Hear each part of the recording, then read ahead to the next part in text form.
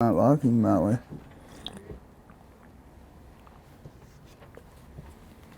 Much better.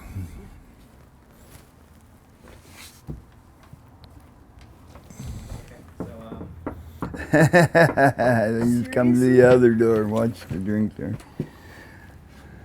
No, we don't have to answer that. That's fine. I don't know that man. Okay. So, yeah, whenever you're ready.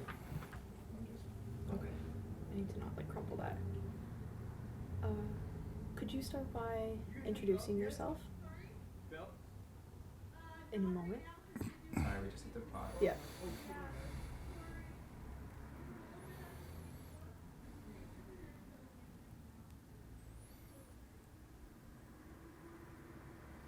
Sorry? Could you start by introducing yourself and maybe saying how old you are? Okay, my name is Jamie Burchett, and I am 59 years old in November. And I'm a resident and employed by the hub. Great. Can we just get that one more time? Okay, my name is... Sorry, just pause it. And... my name is Jamie Burchett. I'm 59 years of age, and I am employed by the hub. I'm also a resident of the hub, and I use its services daily. Awesome. And could you talk a little bit about why the hub is important to you? Yeah, there are many reasons the hub is important to me. I have two family members that died by way of fentanyl. My son 5 years ago, Joshua, and my baby mom approximately 1 year ago by means of COPD, but also aggravated by use of fentanyl. Also, I believe it's needed and very useful in the way that it gives people a chance to have a roof over their head, to be able to access programs and different needs they may have, you know. There's food, you can clean yourself up, have a shower. If you're fast, you can also get a bed for the night. It's how I start my day every day. You know, I have breakfast here, tend to have supper here, and lunch. Basically, my entire day is filled with either assisting my peers here or using the services. And why, like you mentioned waking up and having breakfast here and staying, you know, like a large portion of the day, a lot of days. Why are you choosing to be at the hub instead of somewhere else in the community? Well, for one thing, a lot of the clients here at the hub are peers of mine in the social circle that I'm in. I've known a lot of them decades. I've known a lot of the staff decades. Also, unfortunately, people, when they get to the level that they don't have housing or clean clothing or a place to wash up or a means to feed themselves, they're able to take advantage of all that here at the hub. Also, the services here are, you know, there's an umbrella of services here, from mental health to addictions, shelter, employment, and counseling. Which of those services have been like particularly helpful to you? Like you've had a different experience than everyone, but. In my case, for one thing, I'd like to say is that most of the people do not realize the damage they're doing to their life through the use of fentanyl and other drugs. and when they come here, they're given an opportunity to address that through either meetings, counseling with mental health, or just with day-to-day staff. There's also a safe injection site here, which it's basically a one-stop shop here at the Integrated Care Hub, and I come to represent my family members that I've lost through drugs, and a lot of the people don't care so much here if they live or die, but they all have a family attached to them, and I am a family member of such people or persons, and I come to represent them. Thanks, Jamie.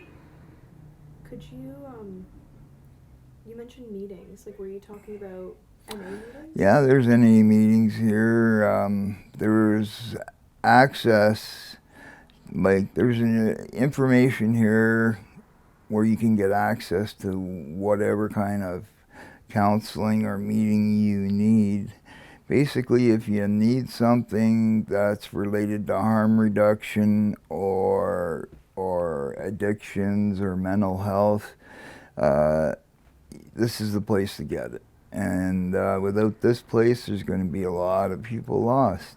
You know, I think it's definitely important that the hub survives.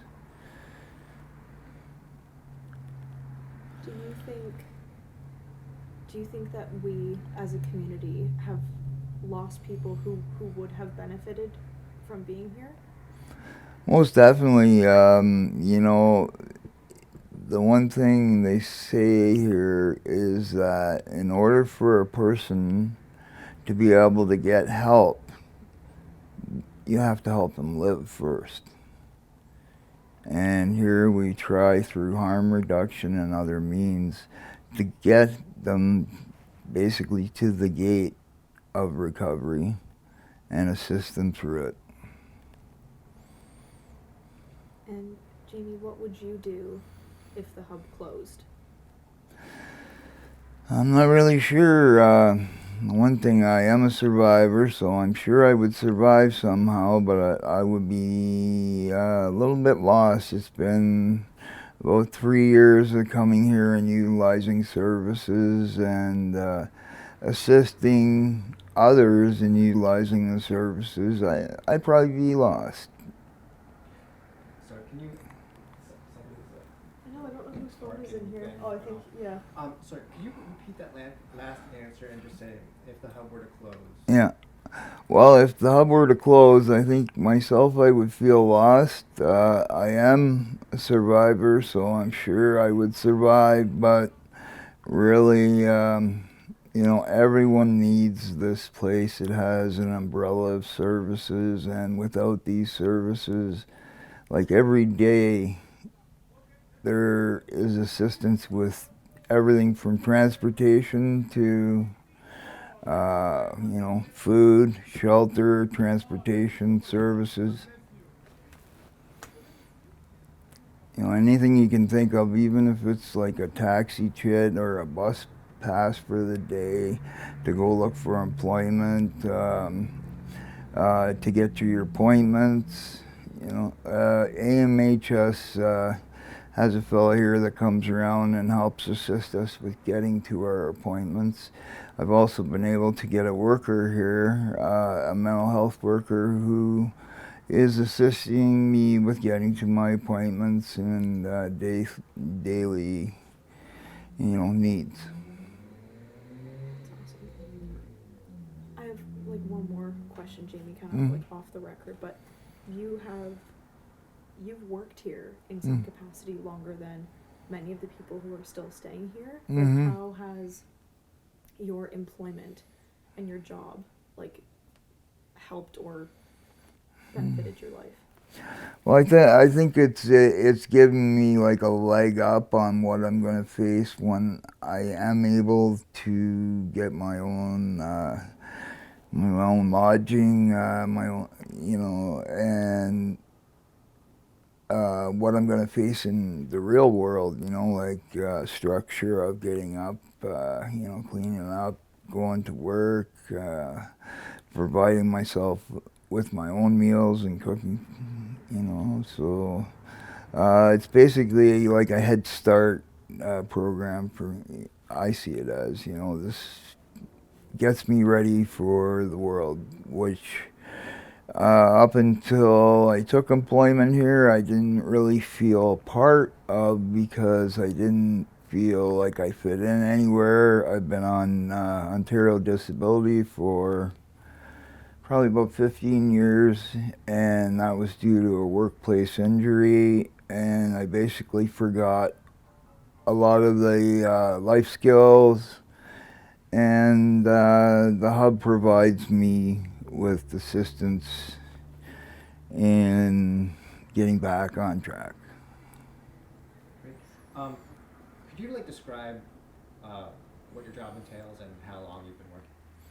Well, this is my second time employed here, as many here do. You know, we fall off the so-called wagon. And the one good thing about the hub here is that they don't give up on anybody. You know, I saw some pretty hard eggs pass through here, and they still keep assisting them, even if, you know, the client may be working against them. My job at nighttime is safety compliance, and I just make sure there's harm reduction supplies available, provide them. At the same time, I assist with making sure people are not hurting themselves or others. During the day, I work down the safe injection site, and I also enjoy that, because entailed in that, one thing I have not mentioned is that we save lives here, and I've probably saved upwards of 10 plus lives in the couple of years off and on that I've worked here. The thrill from saving a life is just like the best high you could ever hope for, you know. And you feel a lot of self-worth from that, and at the same time, if you don't save the party, they can't help themselves, because they're not here to help themselves. And it relates to family members lost. You know, I wish someone could have been there to help save them. So that's why I'm here. Incredible answers. Yeah. Good. Earlier you said it, you're here to represent your family. Yes, my son and my first wife. What does it mean to represent your family? Well, I just I feel that the clients here understand people who have gone through the things that they've gone through. A lot of people have lost a lot of friends and family members recently, since this, you know, through drug poisoning or overdose, whatever the case. But they can relate to me, because I come from their social circle. I'm one of their peers, and in a lot of cases they will listen to me versus someone that they may not know as well.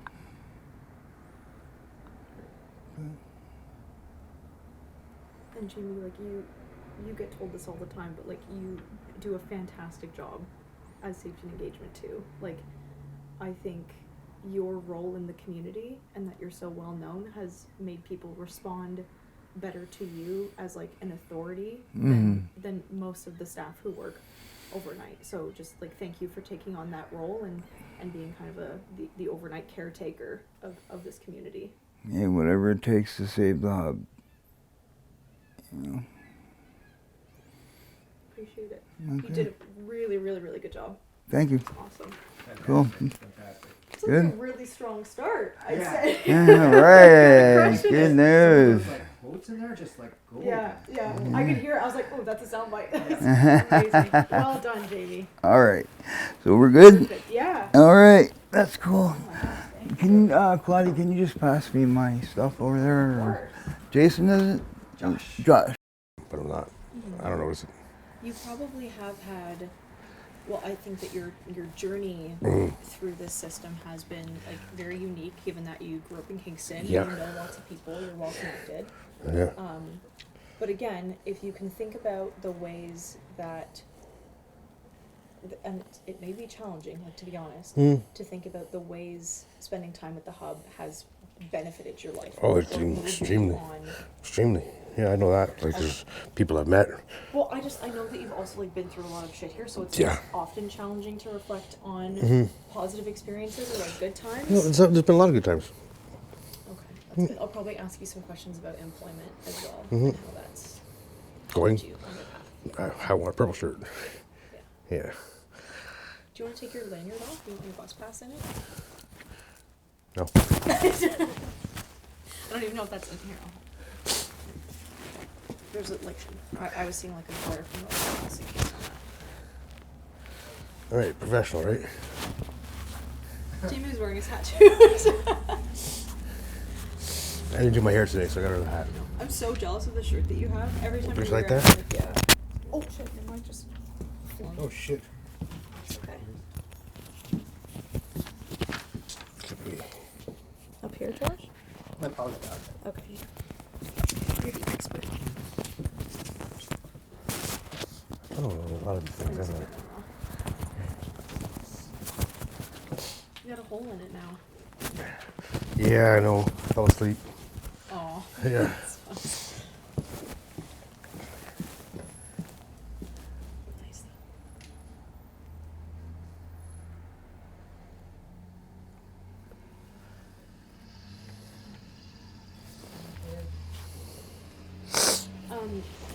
We noticed like when Jamie was filming, when people walk by the trailer, if Yeah. we're like talking really loudly, Yeah. we'll probably like Pick it up. if you hear that, just pause and maybe like backtrack a sentence or two if you can.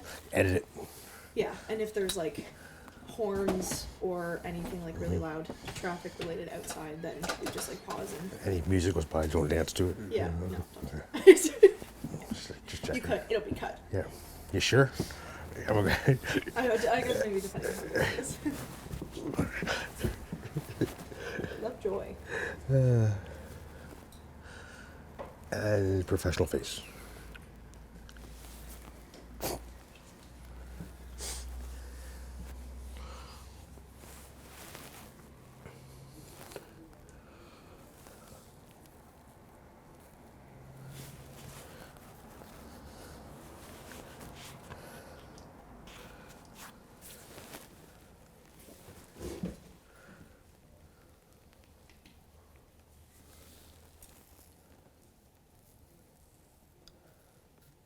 Good.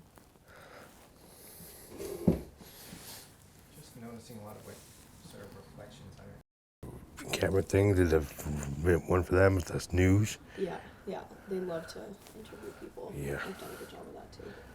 And this one, I think. There's one other one, I don't remember.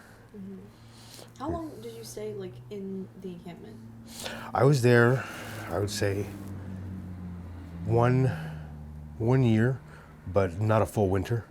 Like we were there. Me and Caitlin were there the full like spring, summer, and fall, and then about halfway through the winter, and then I got her into Don's house, and I stayed here. But I didn't. That's when I got robbed. My whole estate got robbed, so I had to move inside. And that was it. That was the last time I really camped. Could I pop this out of your pocket Yep. for 1 second? Also, God, there's a hair stuck to your collar that's bothering me. I don't know if it's even good. Look at this. It looks like it's from a wig. It's oh no, I've been caught. There's no reason why I'm bald, you know. Gotta have fun with it every once in a while. No, I think it's for my blankets. That's it, blankets. Sure. Trying to remember who's got Caitlin doesn't have red hair, so I can't say that.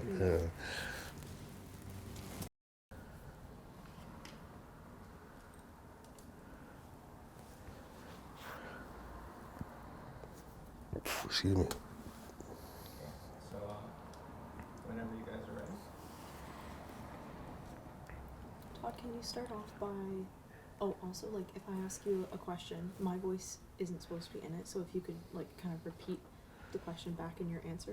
Okay. Does that make sense? Yep. So could you start by introducing yourself and maybe saying how old you are? My name is Todd Benjamin Timpany. I am 49 years old. And why is the hub important to you?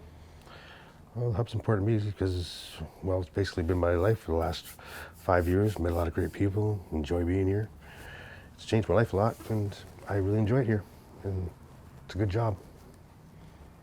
How long have you worked here? I've worked here for 3.5 years. Yeah, 3.5 years. And, yep, it's been interesting. It's a profession I would have wanted to get into before I even knew I was going to get into it. So I'm usually doing like heavy construction and stuff like that. And this is just so much more easier for me work-wise. Work-wise is great. People around, peers are really great. And it's just changed my life a lot. From the first half of my life to the second half of my life. And it's quite a few birthdays I've had here. It's been a long little experiment of mine, and I think I passed, I hope. But it's a great place. It's a good place for people to be who they want to be and not be judged by anything. Yeah. Sorry, can you just get you to Is that your phone? Yeah. Can you make sure the song can do that? It was just telling the hour. I had to turn it off. Also, there's a pop can behind you. I saw that and I was like, was that there the whole time? There you go. Yeah, me neither. Phone. That was mine. It was mine. My bad.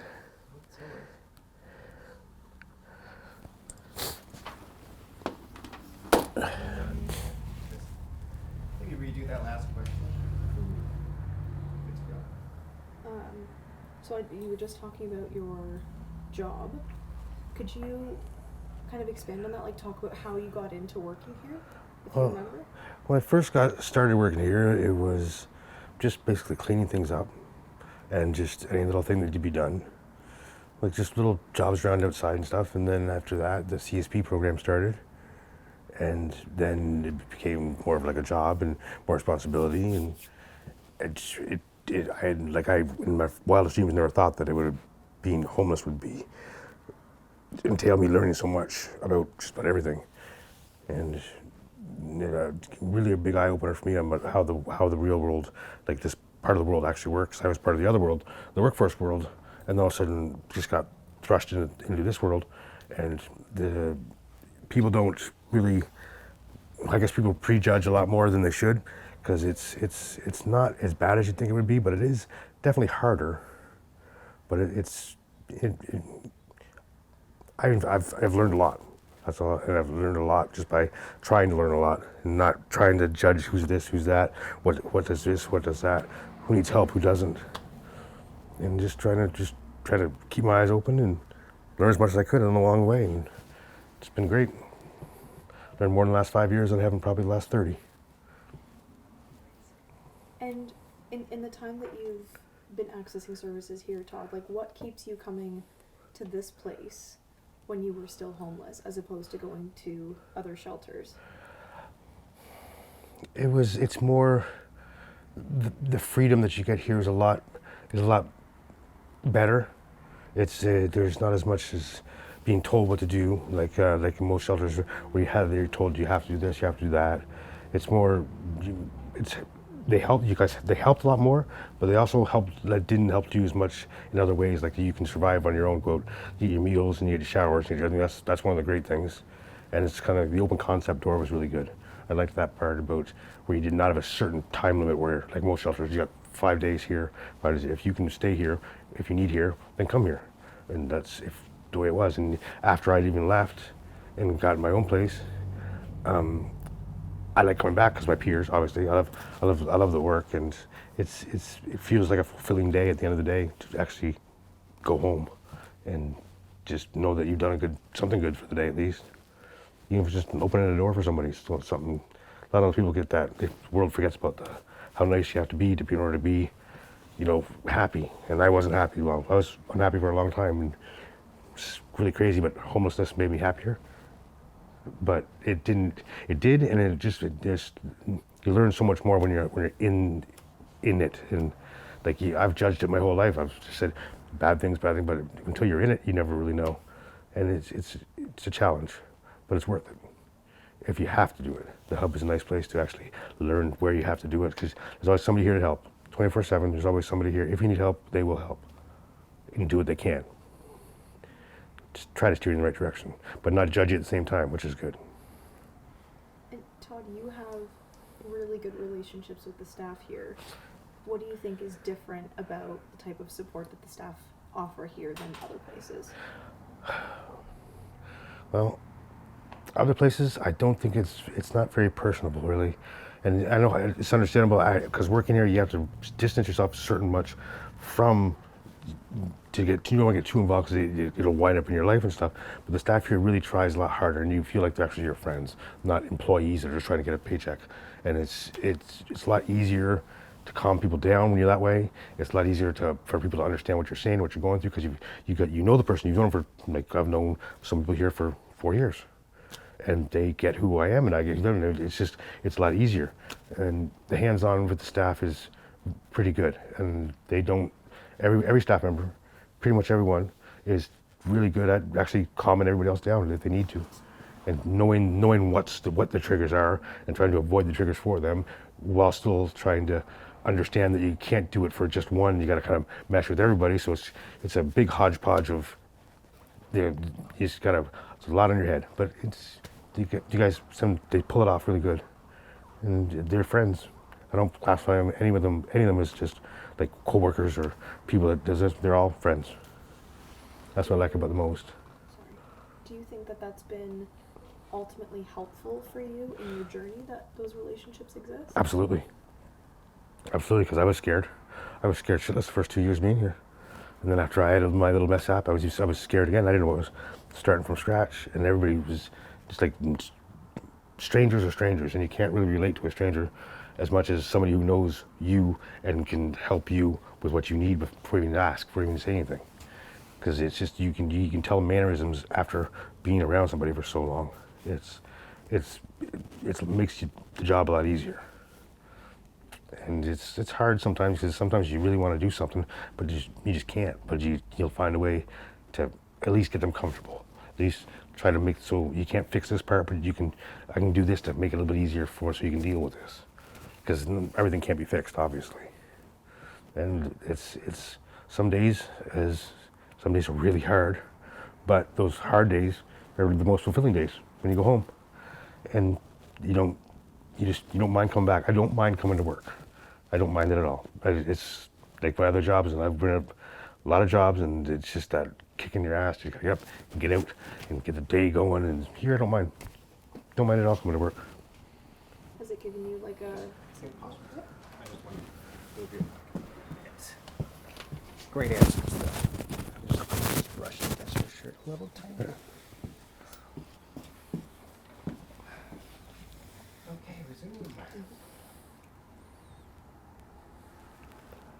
So you just said that you don't mind coming to work. Yeah, I enjoy it. Which I think is really important. Yeah, it's. I've never had a job where I've actually had it. Like, sure, when you start jobs, it's fun and everything for the first month. Then all of a sudden, usually they slag off. You don't want to go. It's been three and a half years now, and I still enjoy coming to work every day. Some days are harder, but some days are great. Like the amount of interactivity that you get. It's a lot easier than most jobs, but a lot harder in other ways than most jobs too. But they both tend to balance each other out pretty good. So, especially when the people you work with, and you can trust them to know that they are there for you and your back, and just in case, is good. It's something I've never had before. Usually it's just cutthroat. Everybody's going for a paycheck. That's all they're doing. I don't think a lot of people here that work here don't go for the paycheck. They come because they feel like they're doing something. And what's the most, what part of the job that you do, because it's been a few years, what do you find to be the most fulfilling part of your job? Just to being able to actually help, like knowing that I've done something to make somebody's day better. And it's the best part about it. and every day, even if it's just open up a door to let them into the bathroom, I know it's making their day better. So, and there's not any two words to say. I just like coming to work because I can know I've done something. And most of my life, I've done nothing to help anybody. To help my family, yes, my kids and stuff, but never really to reach out and try and help somebody else. And it's different, and I like it. So. Do you feel like the work that you do here and this place is like misunderstood? Yes. Misunderstood by some that don't really understand it, don't know exactly what it is. Yes, but I think some of the people that work here might just think that too, but after a while they'll understand it. It's not something you just snap your fingers and you get right away. Over time you get better at it and you understand more how to deal with things, just like anything else. Once, like riding a bike, you get better at it. You just keep practice. Like coming to work every day is like practice on how to be more useful to us. And it's harder in the beginning, but in the beginning it's also knowing that you got your peers that are there to support you in every way. It's a lot. It makes it easier too. So, but it's definitely a job where you feel good at the end of the day most days. My last question is, what would you do if the hub closed? Something I don't really want to think about because I don't really know. Like, the hub's been my life, and with my employment, and it's gotten me from the coming to here the first day I came here to where I am now, and the hub's been the big part of it, and it will definitely affect my life a lot, and probably everybody else whose lives that I know, because I don't really want to think about it. It'd be probably worse than being homeless the first time.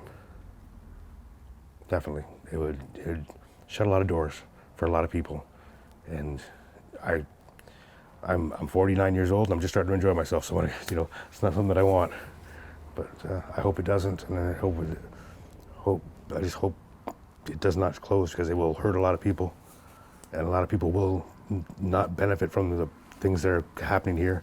If people don't understand it, they should really take a better look at it and just talk to somebody that it is a good place and it's helping. And then there's bad things about everything. There always is, but in my opinion, after being here for almost 4 years, the goods outweigh the bad tenfold, because there's always going to be a little bad, but the goods are really, it's something that you have to experience. You can't just judge it from the outside. You got to look on the inside to see what goes on. Okay, I do have one more thing that I want to ask of you, Todd, just for like a better understanding of what your journey looked like. Could you say like how long you stayed here, and then talk about getting housed and how long you've been not living here for? Yep. Stayed here since 2020, or 2021, and I came here because of a landlord that just, I've always paid my rent. I've never been homeless, and he just decided he wanted to be, something different. So he just kicked me out. I had nowhere to go. It was during COVID. I didn't have nowhere to go. I tried one shelter, the one that in from the cold, and I'm glad that it was there, but then there's a stigmata about the hub, that it was bad, and one day I just couldn't get in there, and I came here, and I've been here ever since, every day, and it's just gotten, it's a great place, and I like it. From here, I was here for 3 years. I've been out now for just over a year, and the progression was, to be all honest, the first 3 years I never tried to leave. I didn't want to. Everything was fine. Life was going good. I could sleep, I could eat, had my job, and I liked everybody that was around. Played basketball all the time, and the last year I just decided that it was time to move on. I was going 50, and it was just, I figured if I go out, then somebody else can come in, and because I don't want to hog it, the whole thing. And then working here, it's much easier to work away than work here. In ways, in other ways, it's easy, but most time I like the fact of going home, and now that I don't know about my home now, because with the city, and that's another one of their so-called trying cutbacks. I don't understand, but hopefully things work out there. But if I have to, I would not mind coming back, and I wouldn't mind it at all. So hopefully it doesn't come to that. But if it does, I'll keep going. And if the hub's not here, I don't even want to think about it. I don't know what to do. Yeah, it's scary. This place should not close down. It would hurt this community a lot more than people would absolutely realize, and it would hurt a lot of people. Because not everybody's bad here. There's a lot of good people here. There's a lot of good people just down on their luck, and they can't seem to get out of it. And well, times are times, right? It's hard to get out of it. I'm blessed that I got a job. I've got a place, and both of those things are because of the hub. And I'm happier for it. That's really good. That's excellent, Todd. Thank you. Sorry I asked you so many extra questions. You just like made me think of stuff as you were talking. I can't believe, like, I'm honestly really surprised in listening to you too that you like didn't hate it here. You know, Like, after everything I've been through, no, I didn't. I hold this. That's one person, and that's not anybody's fault here. That's one person. yeah. And that's all on him, and he doesn't, like, there's some people I'll never forgive that, I can't. Mm-hmm. But it's just him. It it had nothing to do with the actual spot, because the support I got after, like, you guys saw me, I did laps for a month just trying to learn how to walk, and I had support the whole time. You guys gave me a room for 6 months, and I had like cracked cantaloupe in my face, and yeah, everything's, I owe a lot to this place, like everything. And I don't have any anger towards it at all. None. Yeah, that's pretty incredible. We don't hear that narrative very often, and I think like it's so easy to conflate like interpersonal issues with Yeah. like problems with the facility. Mhm. But like, yeah, you had an issue with like one guy who Yeah. like nearly killed you. Yep. And that issue is still alive, but I can be cordial with him, Yeah. but I wouldn't want to close the doors and leave me and him in a room together, because that wouldn't be good. No, that would not be. It'd be good for me, yes, but it wouldn't be good for the painter, because they'd have a lot of paint to do. There'd be a arterial spray. Okay. Whenever y'all are ready. The last thing is if when I ask you a question, my voice isn't supposed to be in the video, so if you can try to kind of like repeat the question back when I ask it.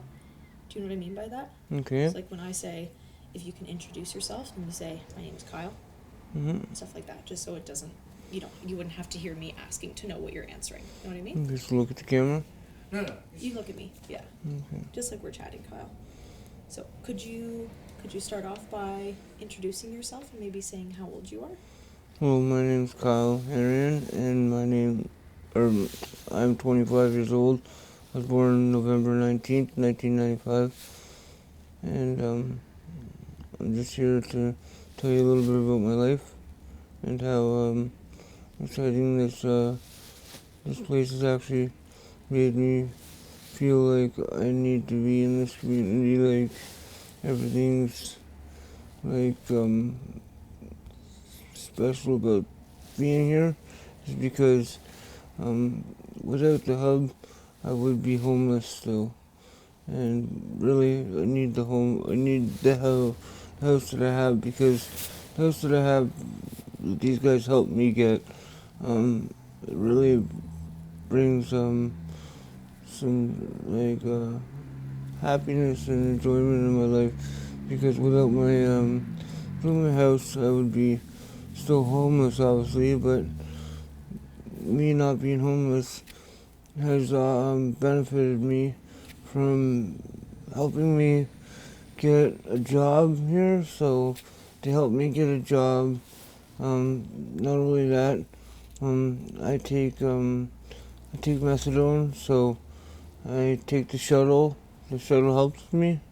It helps me get back and forth to where I need to go and back to where where they take me from, and where they bring me back to where they just took me from.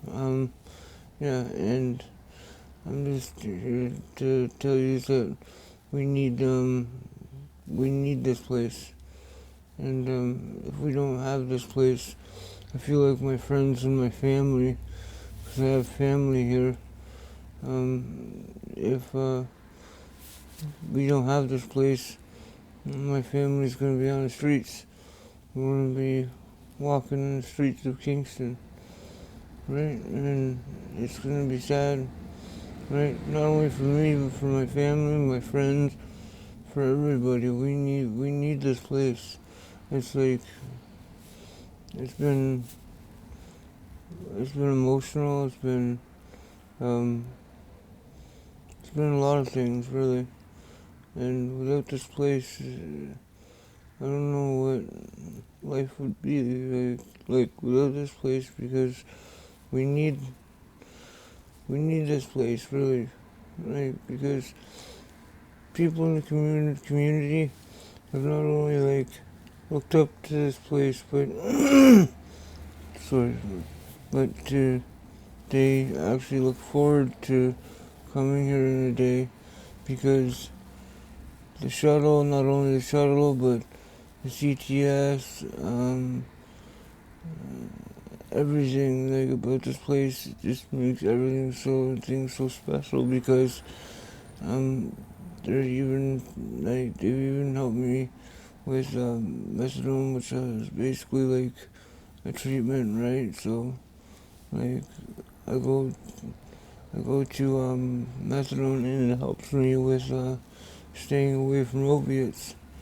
So I appreciate them for everything they do, and it's actually saved my life, you know. And without the CTS and everything like that showing me the LST and the methadone, I don't know. I think I would be dead. I think I would be dead. You know, I think it's really special that we have this. So we really need this, because not only does it save my life, but it saves 8 to 10, maybe 12, 15 people more in the community, right? Yeah, 8 to 10 to 12 Canadians die a year, basically, from opiates, right? And that's only in Kingston, that's only in Canada, I should say, sorry. Kyle, how long were you staying at the hub before you got a place to live? Do you remember? 2 years.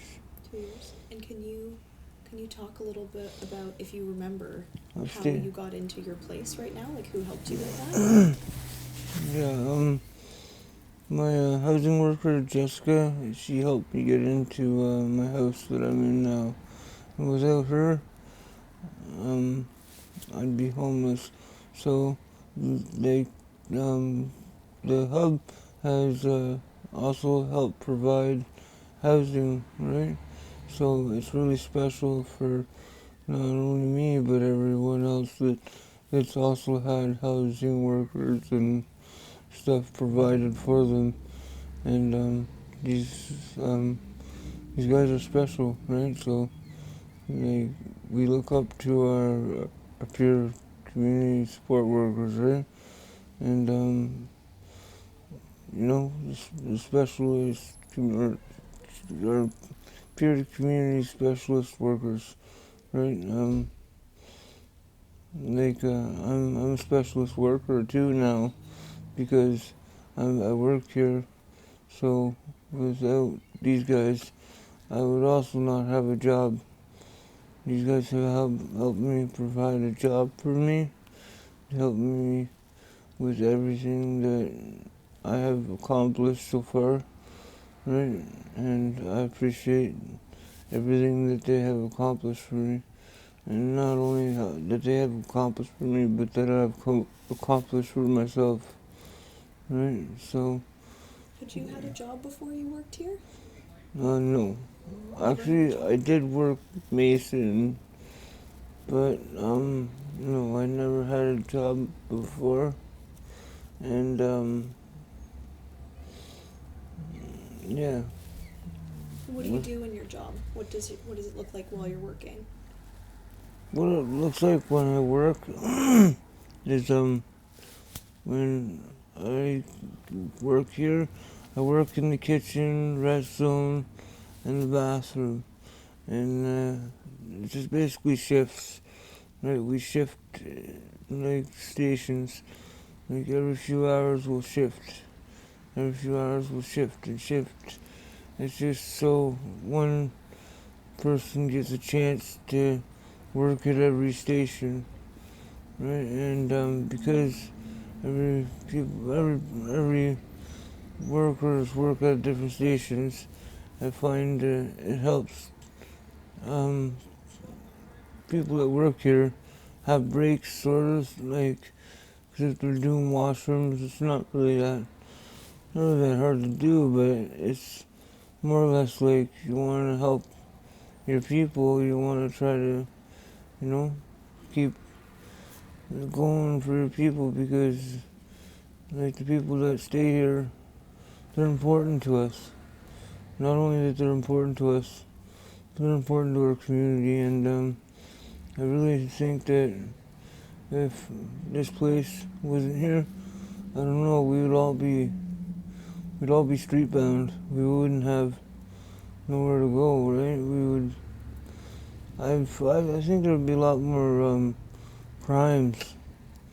There'd be a lot more crimes. A lot of break-ins and stuff like that. And I find that this place helps so that there's not as many break-ins.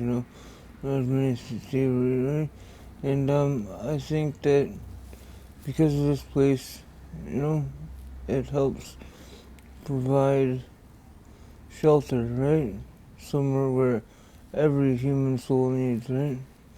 Not only every human soul needs, but like for every nourishing care that they can care for us. They try their hardest for us. We need them. I don't know. How do the staff here treat you compared to other places in the city, maybe? And the staff here, they treat me really good, and without the staff here, I don't know, the staff is very awesome people, they're very special, and like, without some of the staff here, I don't know, I don't even know what I would have done without some of the staff here, because some of the staff has actually pushed me, motivated me to actually, get up, do the job, you can do it, They kept saying that, and they kept pushing me forward and forward, and that's all I could do is get up and keep going because the staff kept pushing me, right? What do you think you would do if the hub closed, Kyle?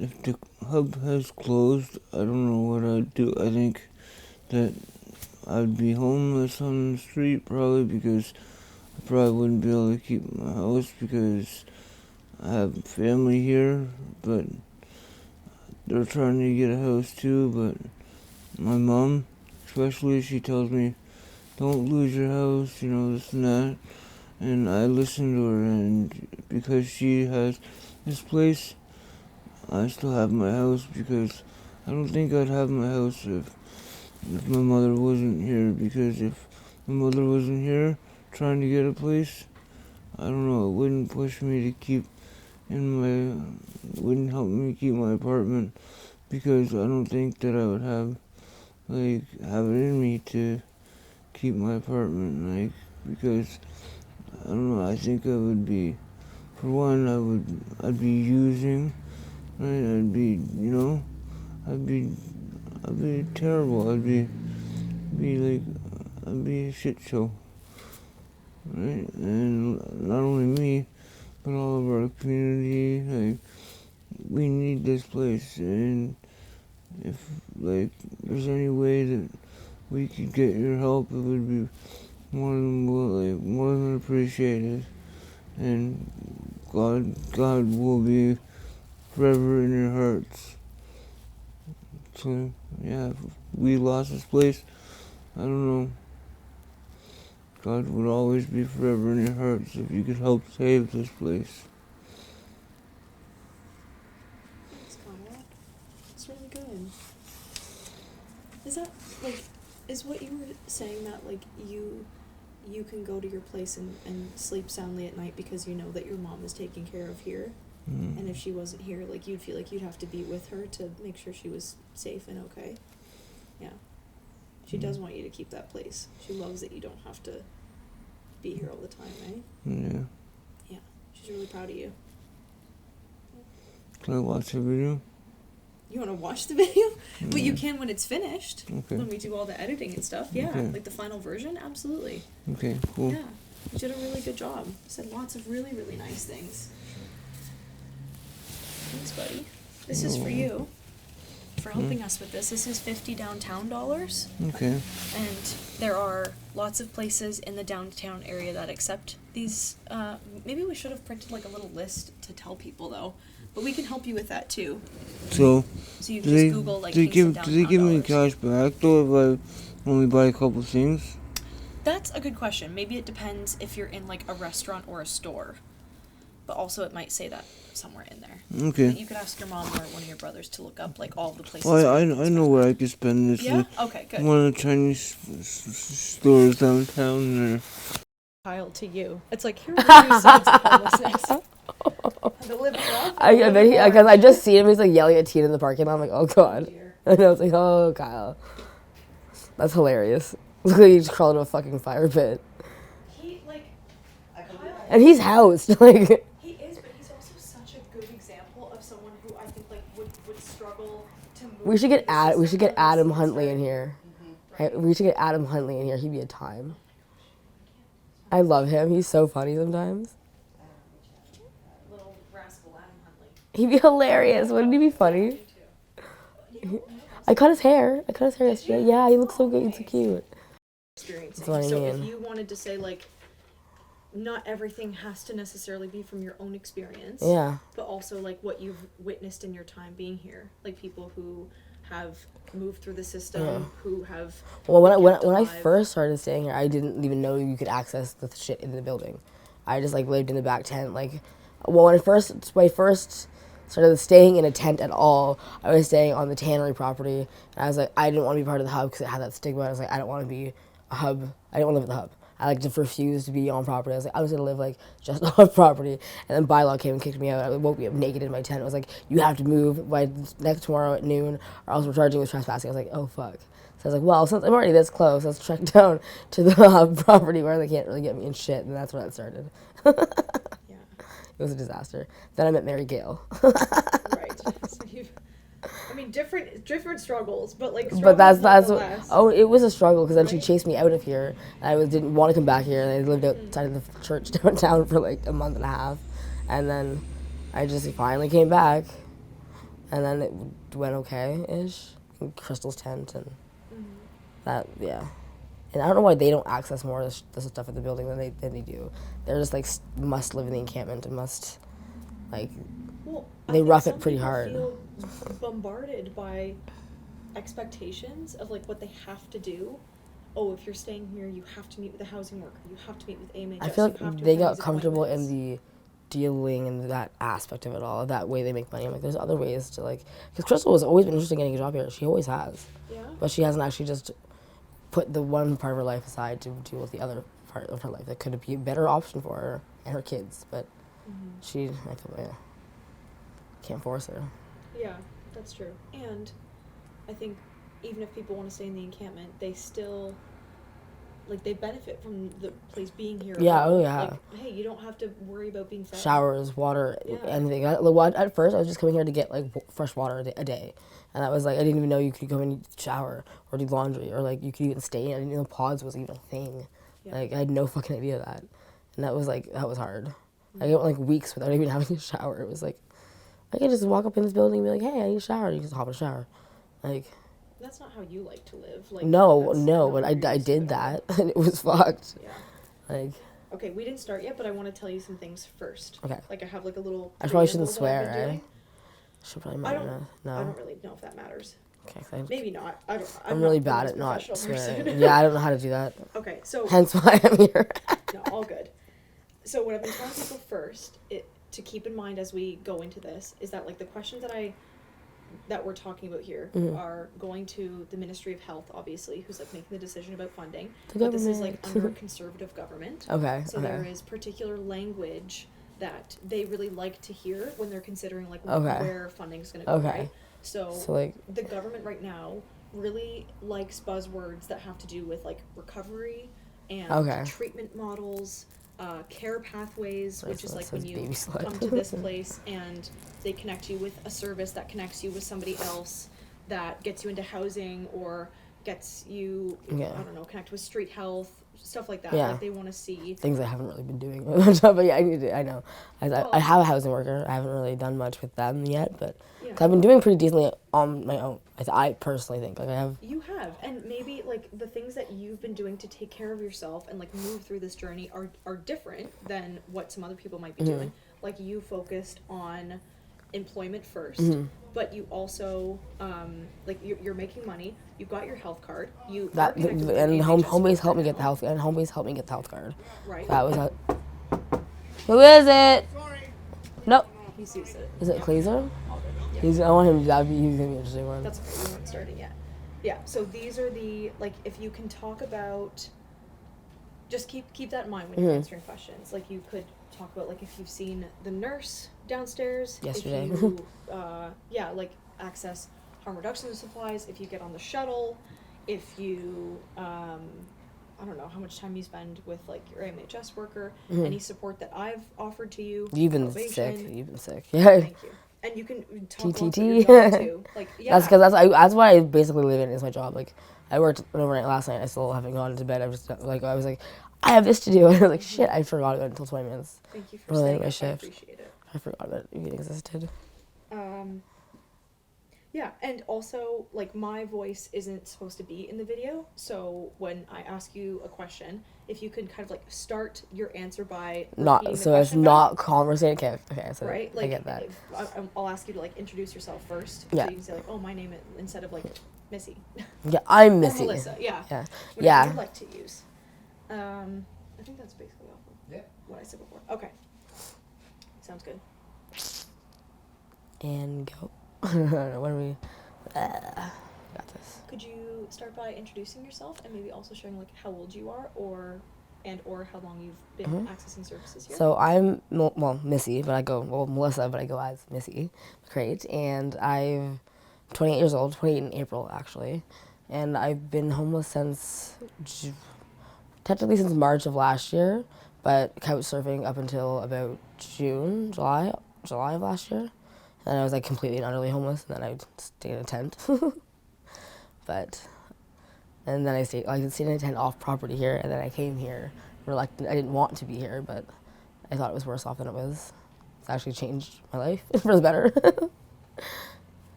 Why is the hub important to you? In what ways has it changed your life? Without the hub, I don't think I'd be employed at all.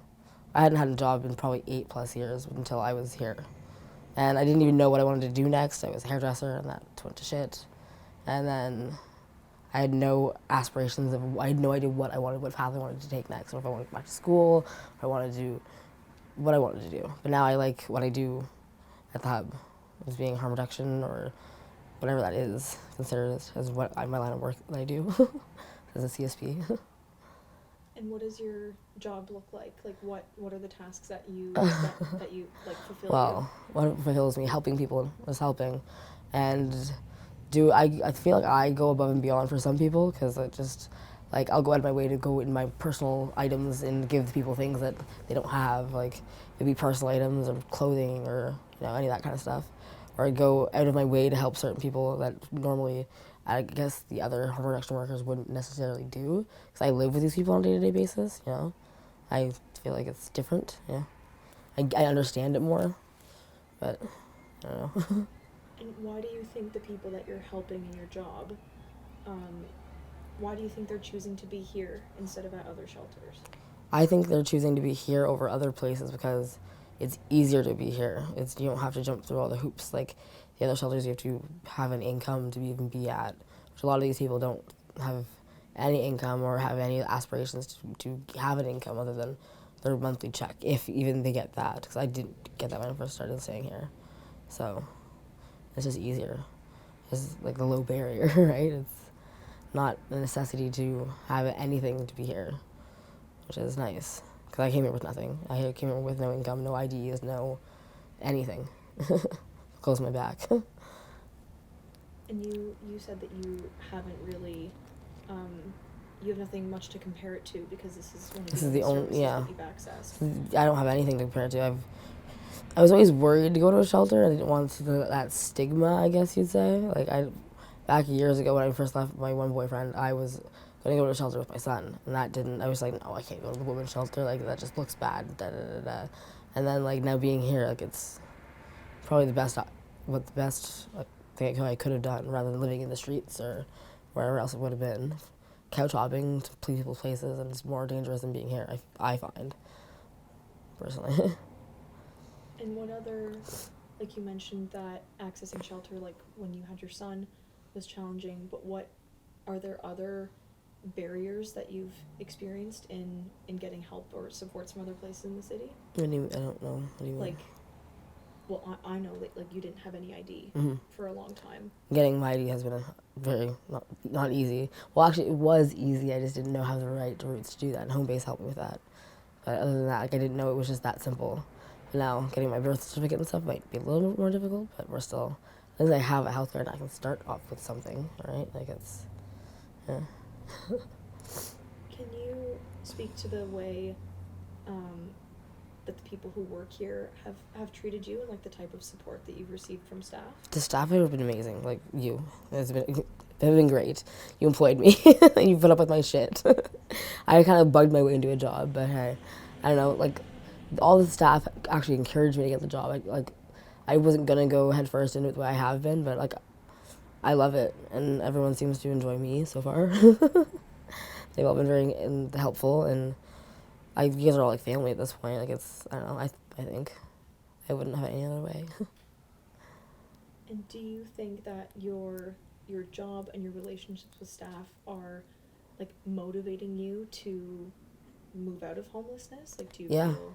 Like, I love you all, obviously, but like, do you want not to be here as much as it is?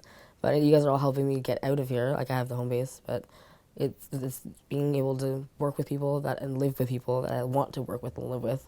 That is nice, because I don't feel like, I don't know, the pressure of I don't fit in. I enjoy what I do, and that makes it easier to actually want to work and to go to work every day, even when I feel like shit and don't want to be here, and get the hours and make the money and save it and get out of here soon, hopefully. What do you think your life would look like right now if you weren't I have no working? idea. If I wasn't working, I hadn't worked in years up until now. I'd always been living with boyfriends or mooching off of friends who would just, help get me by, or living in people's, like, friends' parents' basements and all that kind of shit, and it was awful. Now I feel like I actually have a purpose of my own. I can make my own money. I don't need anybody else. And that's really a good feeling. Finally. That was really good. Yeah. What do you think you would do if the hub closed? I have no idea.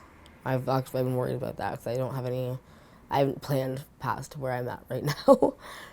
If I didn't have hub, I wouldn't have employment. If I have employment, then I definitely would not be housed of any kind. Like, I probably could get housing, but it would take me a lot longer than the routes that I'm taking right now.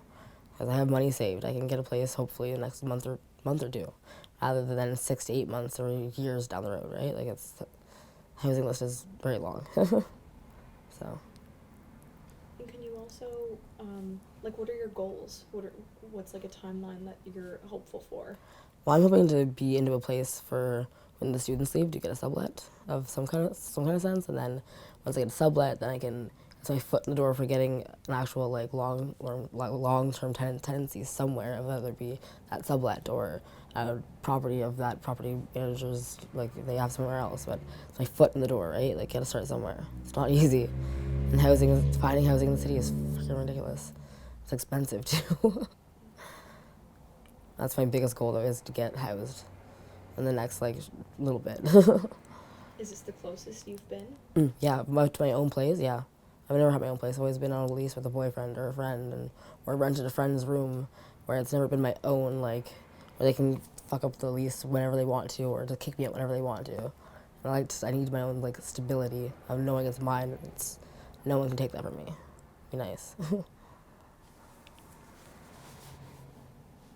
you, only because you didn't mention this yet so far, how does your substance use, like, play into the way that you've accessed services, or, like, has it impacted your employment? Has it made you feel stigmatized in accessing these services? I don't think so. Like, I don't know. My substance use, I wouldn't say I've used more or less than not being here, but, like, I feel like I'm not as judged for the drugs that I do use, and I'm not, I don't know, I don't use as, like, fentanyl or anything, right? So it's not like I'm, like, I don't know, on the down all the time, and I find I'm not using it as much because I'm working a lot, and I do use overnights more, I guess, than during the day, but I don't know, I don't feel like my substance use is crazy.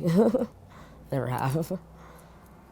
But it sounds like, I guess it's played more of a role Yeah. in the way things have gone for you in the past. Like, right now, Yeah. it doesn't impact your No, employment. it doesn't. It doesn't impact anything, or me. It doesn't impact me getting a place. Doesn't impact me the funds that I would spend on that, or the little funds that I would have spent on that. If I make money enough to deal with both my habits and save money for a place, so that's nice. So, is there anything else that you wanted to mention about your time with the hub or experience here so I far? don't know. I can't really. I know. I love it here, but I do want to leave. I do want to get out of here, but I do love the people that I've met and the friendships that I've made. The dog I've acquired. Like, not that I wouldn't have Blue. So, That's it. That's all Yeah. I got. yeah. I went a little bit off script sometimes, but that's Yes, I think I did too, but meh. all good. Yeah. Tell us about your dog a little bit. Tell us about Blue. Oh, well, I got into, I guess I acquired Blue because his owner went to jail. And his other owner has two other dogs that she can't take care of fully. So, how long have I had Blue now, you'd say? Maybe 2 months, roughly? And we bonded, like, he's my dog. I think he's my dog. I can't claim him as my own yet, but I love him more than anything. And he's great. We get along great. He's a good dog. Does he help you? Oh yeah, I think he helps. I think he helps me get up every day and actually do want to, like, get up and do things. I have to get up and walk his little butt everywhere. He's a pain in my ass, but I love him. Do you like that really massive bone that you got? Oh god, he hasn't eaten, like, he hasn't even gotten through, like, the end part of it yet. I had to, like, break it in pieces because I couldn't have him, like, anyone would come near the bed and he'd fucking lose his shit and start barking and growling at them. I'm like, I can't have that.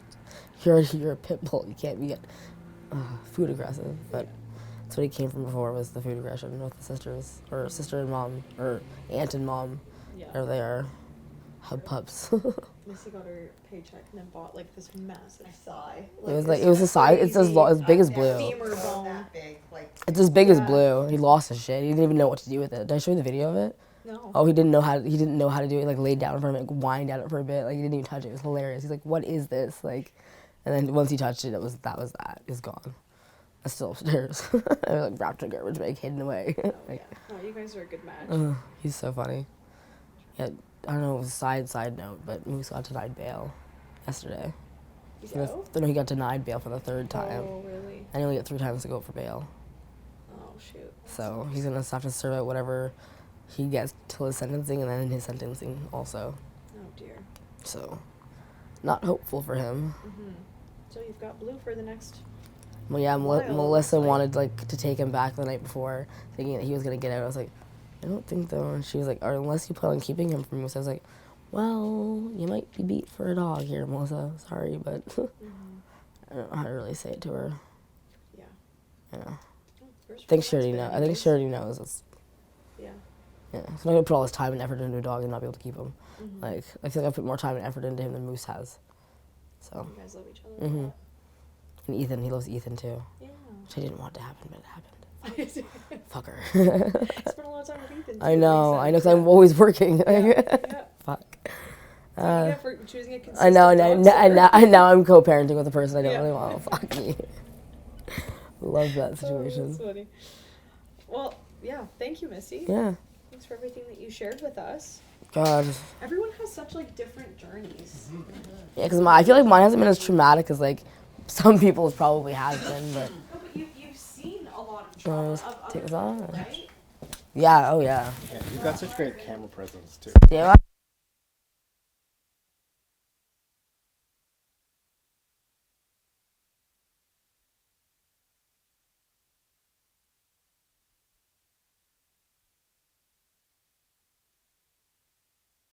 You've made the best of it, for sure.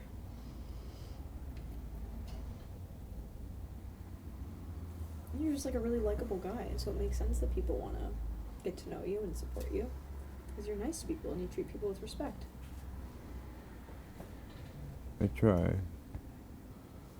Yeah. Did you did you like work at all when you were in jail? No, not really. No.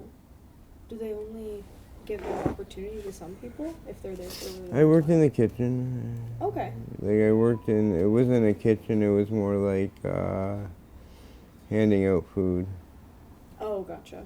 Yeah. handing out the meals. I picture like behind a bar style. Like, Yeah. No, nothing like that. No? The meals are already prepared. Oh. Like here. You just hand out the trays. Mm-hmm. Yeah, Oh. pretty much. No kidding. Is that like something that TV, like a kind of a myth from like Yeah. TV shows and stuff? That it's like a, Yes. you know exactly what I'm doing with this, Yes. like mush. Everything's Speaking of already mush. prepared. Yeah. Oh. Heart doesn't taste very, like I imagine even the meals here, they're made like pretty fresh though. I don't know. Yeah, but they're just neutral, natural, the basic food guidelines of Canada. Okay, yeah. That's what you get. Just enough to like keep you alive? without Exactly. It being good or fulfilling? Yes. Yeah, I understand. This dog's better. Stay behaved. You good to go, George? I'm good. Oh, okay. Sean, would you start with like introducing yourself and sharing how long you've been accessing services here? My name is Sean Henderson. I've been accessing service here for the last 4 months. How old are you? I'm 46 years old. And why is the hub important to you, Sean? Well, the hub is important to me because I got out of jail and it was the only place I had access to. And coming here, I was accepted with open arms. And the other places were told that I had to be a citizen of Kingston to be accepted into their programs and stuff like that. So I came here and I took it on the best of my ability to accept things the way that they were. I was clean and sober at the time, but it didn't take me long to use after that. And it's been a roller coaster ride for the past 4 months. What kind of things have you been through in the last 4 months? Fentanyl use, overdose, crystal use,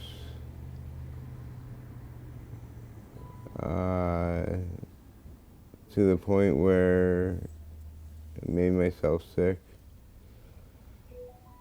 But now I'm on Supplicade, and I'm working myself to be drug-free. Can you talk a little bit about your journey to get on Supplicade? Like, how did that start for you? The journey to get on Supplicade was a hard one. It was a hard choice to make because I wasn't sure about it, and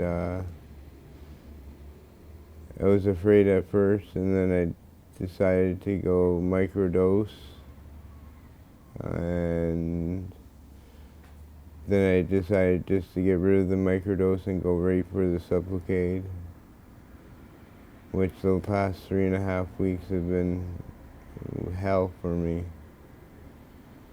I've gone through every withdrawal symptom possible known to person.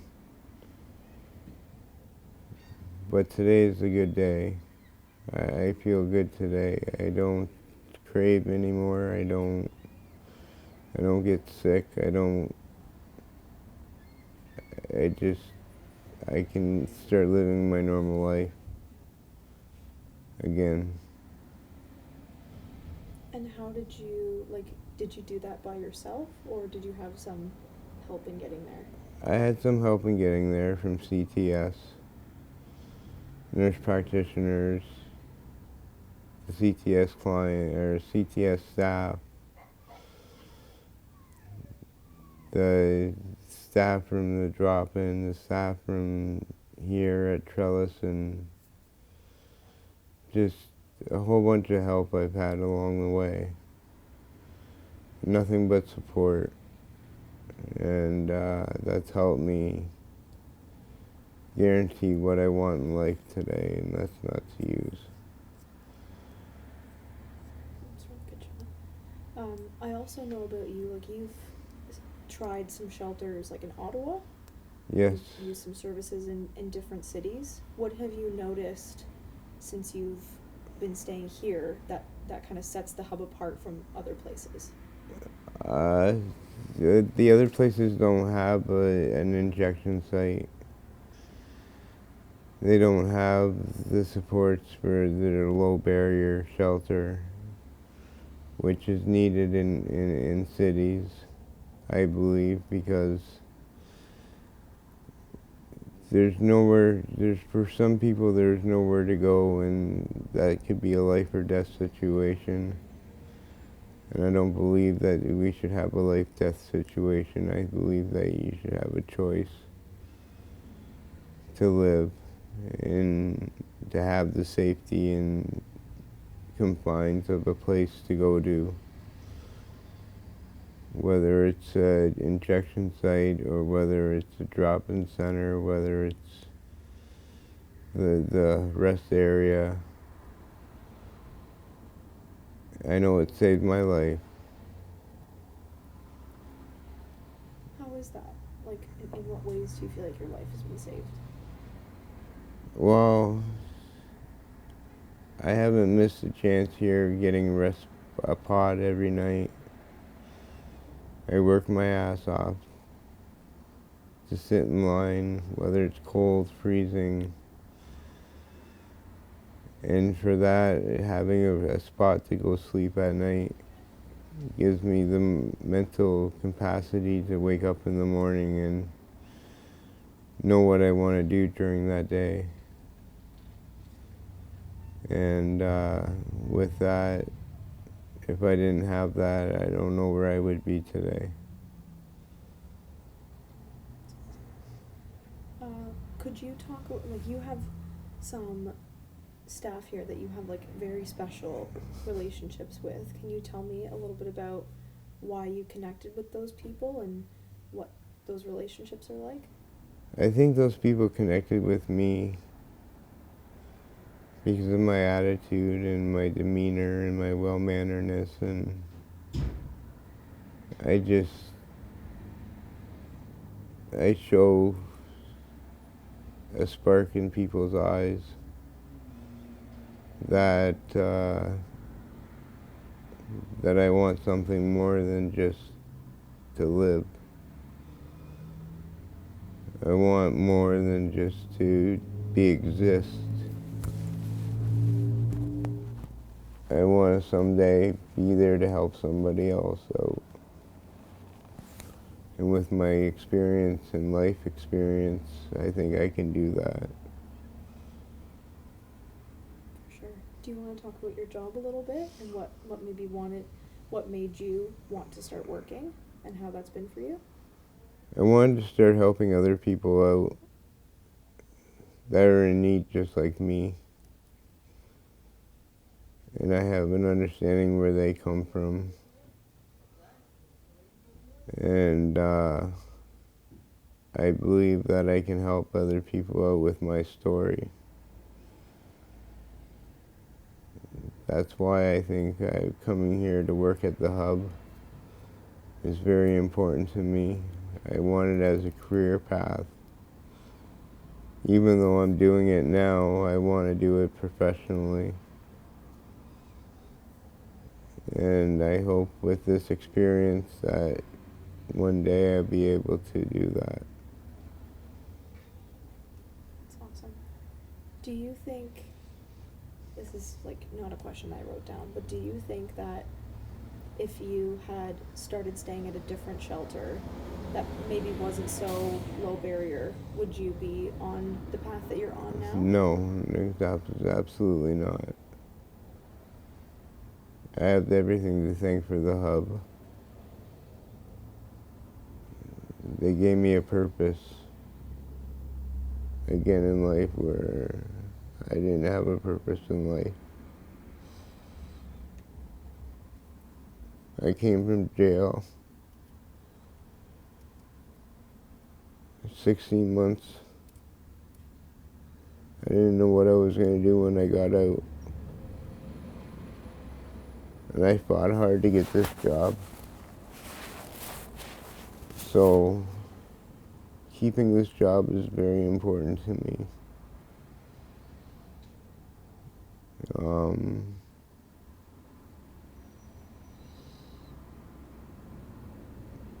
It's exciting to me to know that like I said, I can help other people out. And you've seen the result of that already, right? Exactly, I have seen the result of that. Yeah. You've had people who were in a really bad place and you were kind to them and consistent and respectful, and you see like a whole 180 about how they treat you Yes, and that they're calmer. I was thinking about who you were sharing a pod beside this morning and how your relationship has changed with her. yes, Sheila, Yeah. yes, very much so. We respect each other. Mm-hmm. But your work has paid off, and you make people feel respected and you're kind. Definitely. Are I there any agree. other, I don't know, any other like benefits that you think you've, it's hard to think about benefits that you've reaped as from being here, but None that I can think of right now. not a fun think about, not a fun thing to think about, but what do you think you would do if the hub closed? I think I'd be lost. I think we need the hub. I think it's not to be stigmatized.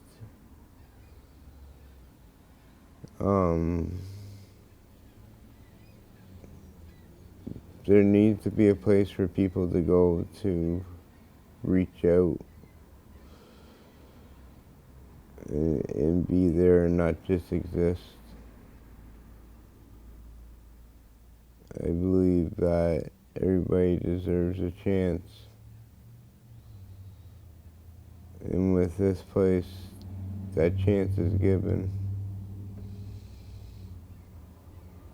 And what do you hope for yourself in the future?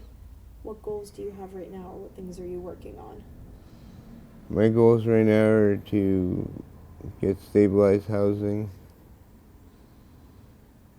so I can move out of here and hopefully in a year maybe come back as a purple vest. That's my goal.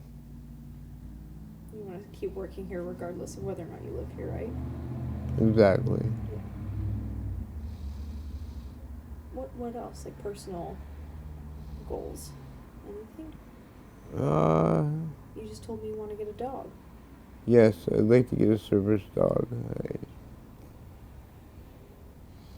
I don't have very much family here. So I think a service dog would be great.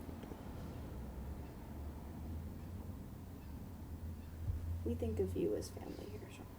Thank you.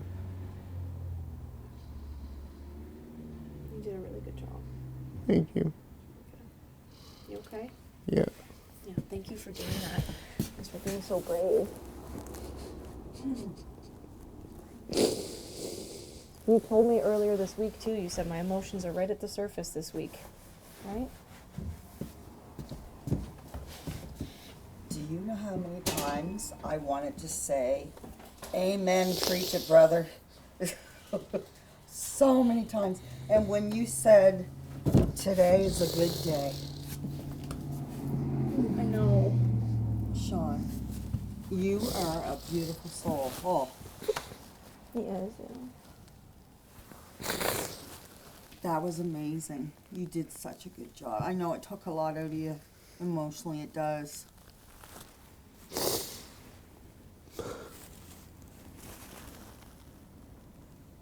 My favorite thing about you, though, Sean, is that you always give yourself a chance. Even when you're, like, really scared, if you think that something's going to benefit you, you just do it anyways. And that's what you did today.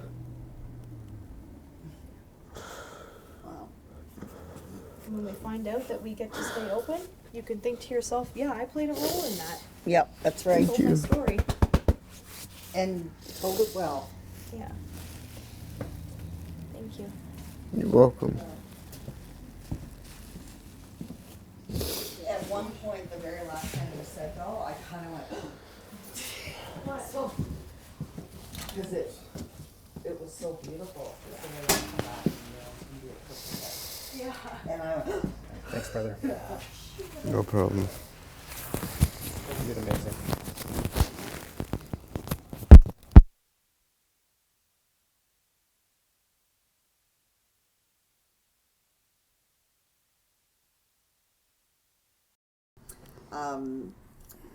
could you give me your full name, your age, and how long you've been accessing our services?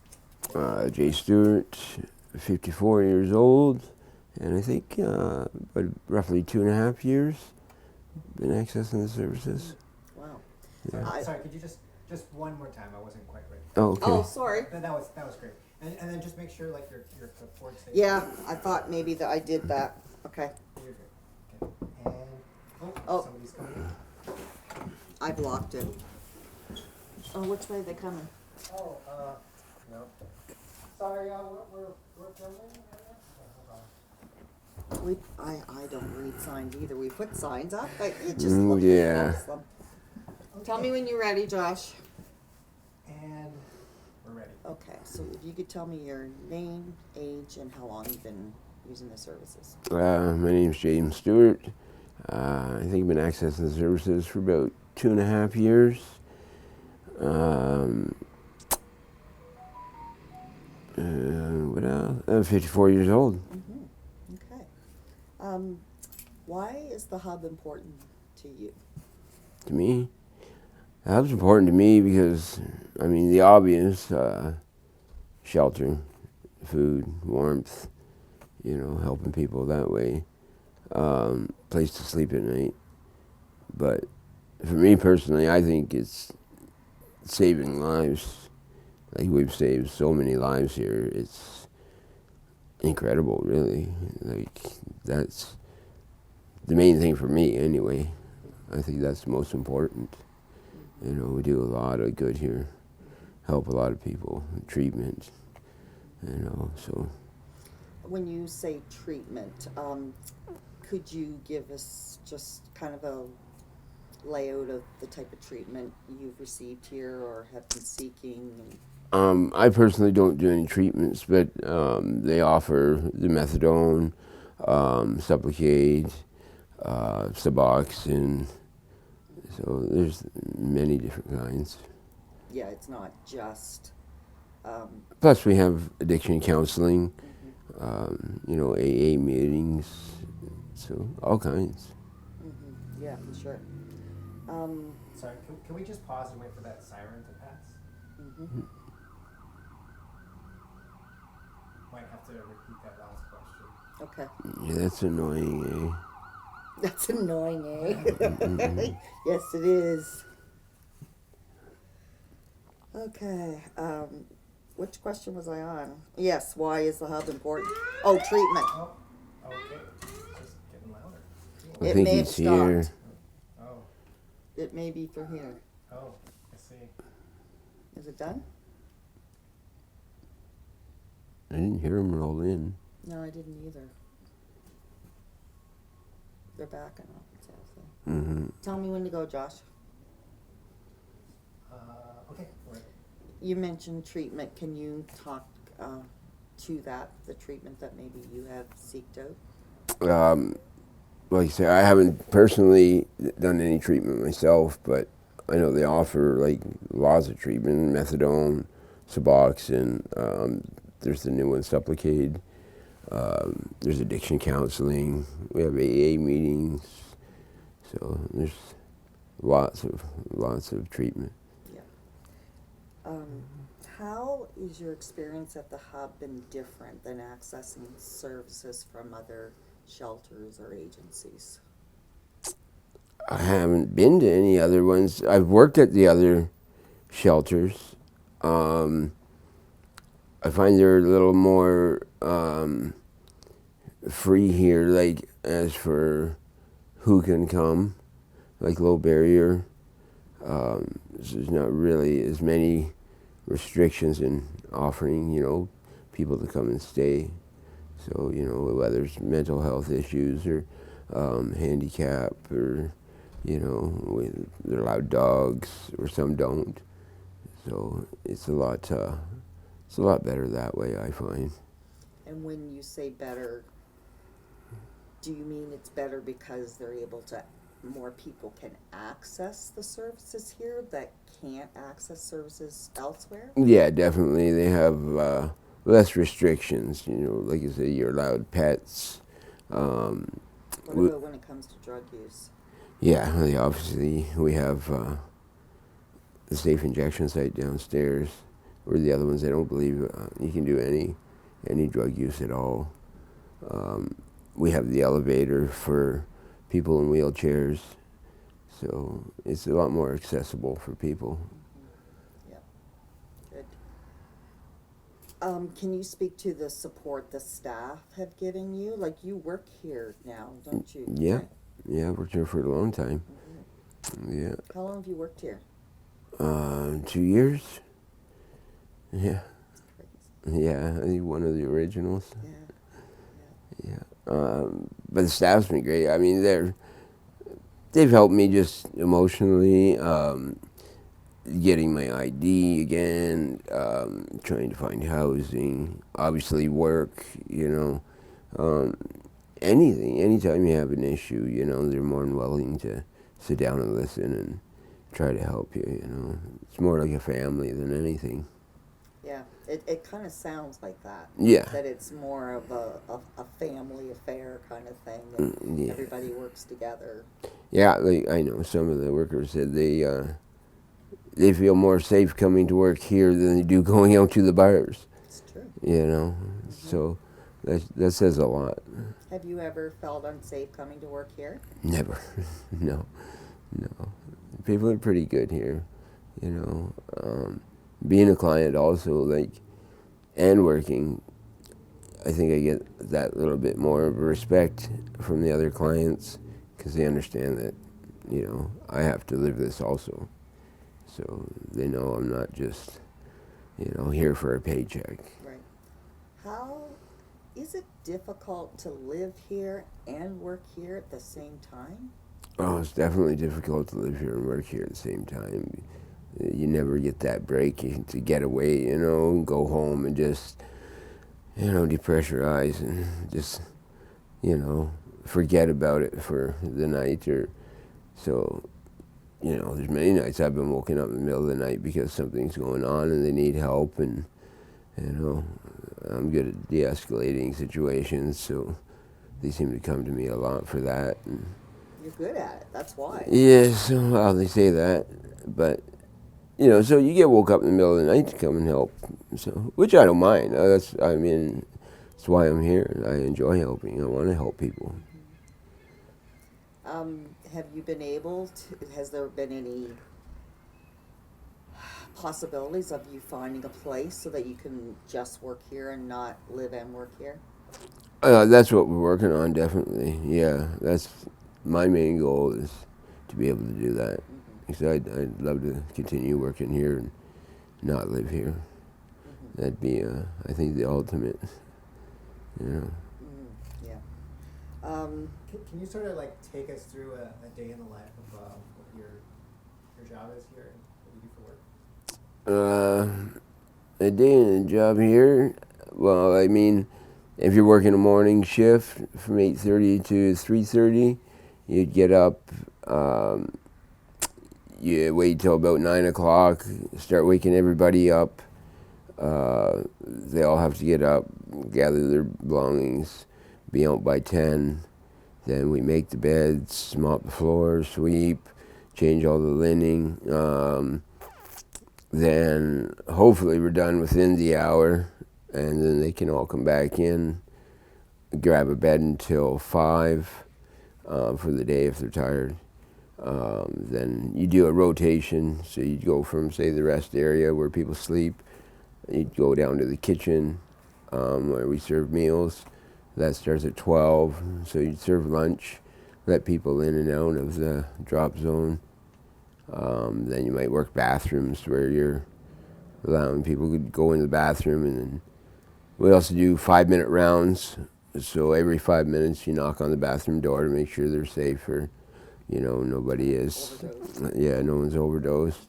The same as up in the rest area. We walk around and look in the pods every 5 minutes and make sure everybody's still safe. And Now, are people allowed to use inside the building? not in the building, no, nothing. They try, but that's a definite restriction right away. So depending on how many times you've been caught doing it, or if it's your first time, it varies on the repercussions. Does it happen often? Yeah, I would have to say they try to get away with it often. Some more than others, but I think some, on a good part, they try to respect the area, but if it's cold outside and the safe injection site's closed, I mean, they don't want to go out in the freezing cold, and so I can kind of understand that, but they also have to understand there's rules, and some people don't use.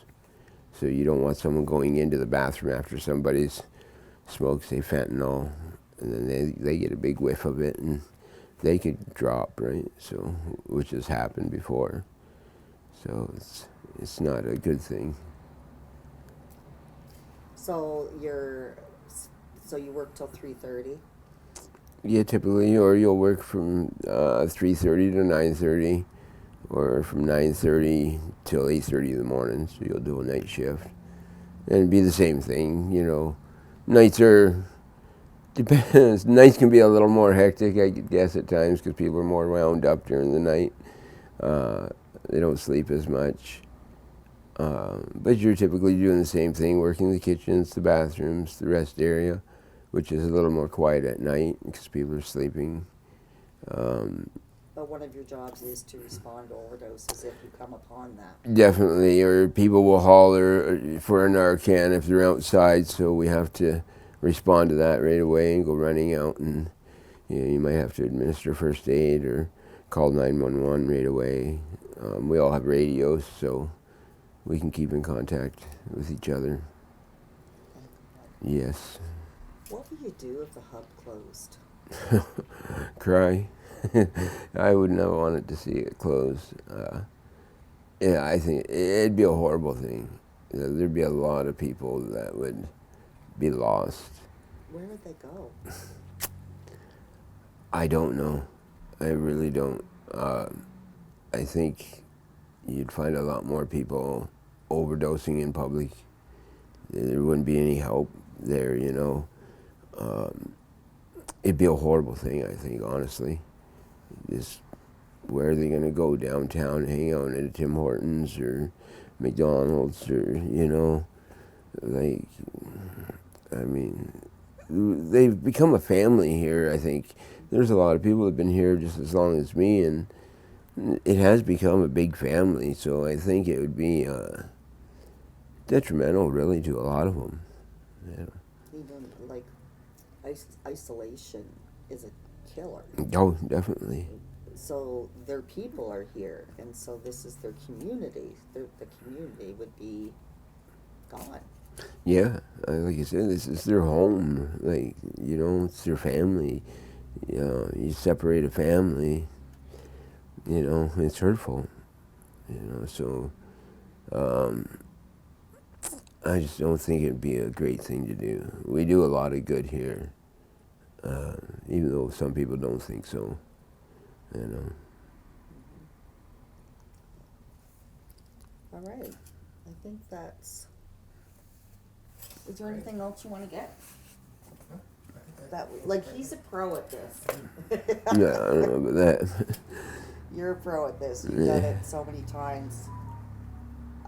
It would be awful if this place closed. It would be. It'd be terrible. Like when you're saying, you're not exaggerating in the slightest. No. I don't even think a lot of the people who are, you know, maybe using a lot, so they're not really comprehending the possibility of what could happen. Oh, definitely.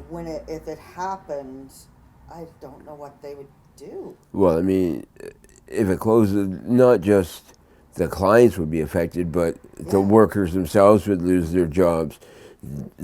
There's a lot of them are here because they want to be here. Yeah, you guys would all the CSPs would lose their. Yeah. Yeah, and that's the thing. It's not just a shelter. No, it isn't. It's employment. Yeah. It's treatment. It's family. It's community. Yeah. It's all those things. Like the outside workers, like the harm reduction workers, would lose their jobs, and you know, a lot of them are here because they want to be here. They care, you know. So that would suck. Have you ever gone to any other shelters in this? Oh yeah, I already asked you that. And you said you'd never did, but you had worked. Yeah. Like at concession. Yeah, I worked at Adelaide and concession. Mostly at concession, sorry. Right. Yeah, that's where I usually saw you. Yeah, and they're beautiful shelters. They're super clean. They're nice, you know, but a lot more rules and restrictions, you know. And they're not open during the day. No, they're not. So, you know, you can only get there at 8 at night, 9 at night or something. So even dinner is late, you know. Yeah. You have to figure out what you're going to do all day. And with your belongings, too. Yeah, like some people have quite a few bags. Like, you can't lug that stuff around. Yeah. And we all know the theft that happens. You know, it would be better not to be carrying that stuff around to get stolen. If all you have is on your back, then that'll be safe. And you don't need all that other stuff, but until you need it, then get it when you need it. I think a lot of people too, they don't, you know, it's not that they don't need it. It's, I don't know, it's their possessions. It gives them self-worth, I think. Well, it makes them feel safe. What if I get my place? I need this. Yeah. That's what it's about. It's about security. Yeah, and they haven't had a whole lot in their life, so, you know, they have all these possessions and they don't want to lose it. Yeah. You know, and it seems like, you know, you see someone pushing a shopping cart down the street full of stuff, and it might look like junk to somebody, but that's his life. You know, it's his whole life in there. So, yeah, it's crazy. Yeah. Okay, well, thank you so much, Jay. Yeah, thank you. Did you happen to see Kirk? I did. He's out by the fire. Okay, will you let him know? What commercials did you used to do? Skidoo. Skidoo? Yeah. Skidoo commercials? Yeah. For who? For Skidoo. You got a skidoo. This was in Regina many moons ago. When I was young, could still ride one. Still This right. guy's famous. Yeah, exactly. So this is going to the Ministry of Health, the province. So you know that. just so that to encourage them to continue funding us. So they like things like treatment plans, and you're in recovery, and like your care pass, like if you've reached, how organizations have come together to help you. So they want me to lie, basically. Yeah. Don't go into lie. Just want you to think kind of along those lines. But You want more positive than what I've been doing all week. Exactly. Yeah. We don't want. Yeah, exactly. That's a different. I got you. Yeah, that's a different thing. So I'm gonna start with you. Like to say your name, your age, and how long you've been accessing our services. Okay, well, my name is Kirk Sabiston, and I am 58 years old, and I have been at the hub, well, on and off for the last 3.5 years, just since I came to this building. So why has the hub been important to you?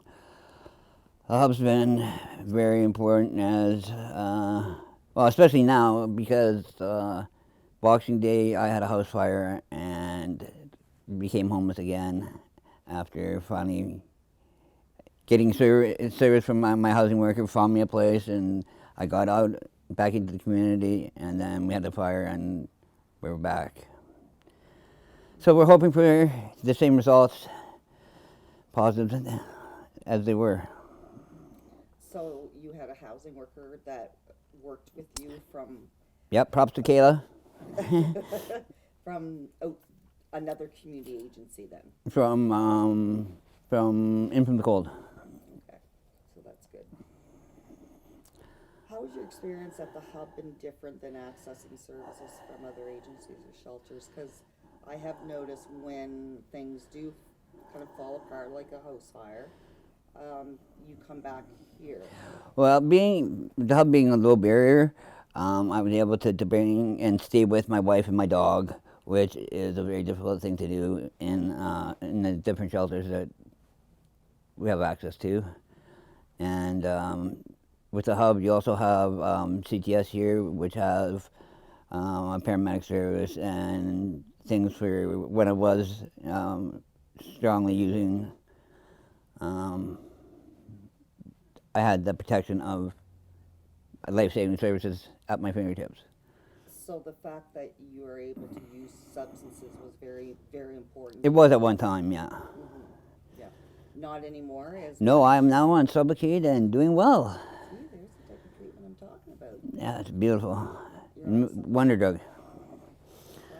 That's awesome. And who encouraged you to go that route? Dr. McKenzie and Mel. Great doctor. Dr. McKenzie is from where? From Street Health. And she comes here? She comes here a couple times a month or a week, and I end up going to Street Health once a month for my shot, and it does wonders. Awesome. How do you get down there? Oh, they have a shelter. A shuttle rather, from the shelter twice daily, 10 and 2, and that makes all the difference in the world for people that use to get their methadone, their Suboxone, their Sublocade. Otherwise, a lot of people wouldn't do it because it's cold in winter time and it's a long walk. Mm-hmm. So it's one of those barriers that Absolutely. they've worked on to get rid of. And they did a good job, I must say. Can you speak to the support that staff offer you at the hub? Do you find the staff are different here than other organizations? Well, yeah, I mean, being one of the founding members of the CSP program, it's great that they give the clients a chance to work, earn some money, and help themselves get back out into the community. Without that, there's very little hope in reality with the housing market the way it is. People get stuck here for a long time, and it's really, without the help that the hub provides, they'd never get out of here. So I've heard a lot of people talk about working here. They not only live here, they work here. Correct. Yeah. Is that difficult to live and work? Yes and no. I mean, in some ways it's difficult because it's like you never get away, but in other ways you relate better with your clients. It's easier to de-escalate situations because you know people better and you can know how to talk to them. Okay, yeah, that's good. What would you do if the hub actually closed? You know what? I don't know. You know what? I don't know what I'd do. That's one that I just don't have an answer for because I'm worried about that. Well, do you think, do people realize how much it would affect their life if this place did close? I really don't think. Well, there's a lot of people that are in the same mindset as me. We just don't know what to do. What's next? You know, if this place closes, we're in trouble. There's going to be a lot of dead people, unfortunately, because they won't have the life saving that they have here. I mean, it's sad. If this place closed, it would be horrible. Do you think the deaths would go up? Oh, absolutely, no question. I mean, in my 2.5 years working here, I've myself have saved 89 people. And I'm one person. We have 30 CSPs and how many frontline staff? So do the math. There's been we've actually, and I'll get you to repeat this, we've reversed over 3,000 overdoses. There you go. Amazing. 3,000 overdoses have been reversed. How can you argue with numbers like that? You know, one is too much. So 3,000 is, if this place closed, just there you go. It speaks for itself. Anything else you want?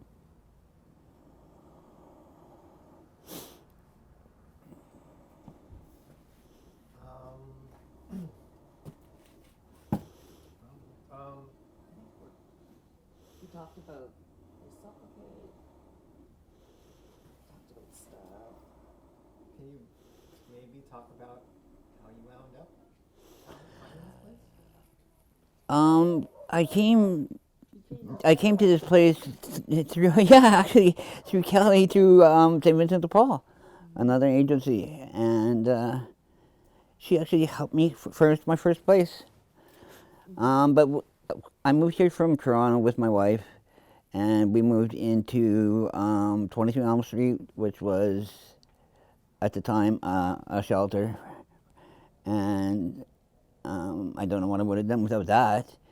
And we got into a house there, and it turned out that our landlord had to sell his house. He lost his job and had to get rid of the house, so we had to move, and we were homeless again. And that brought me here.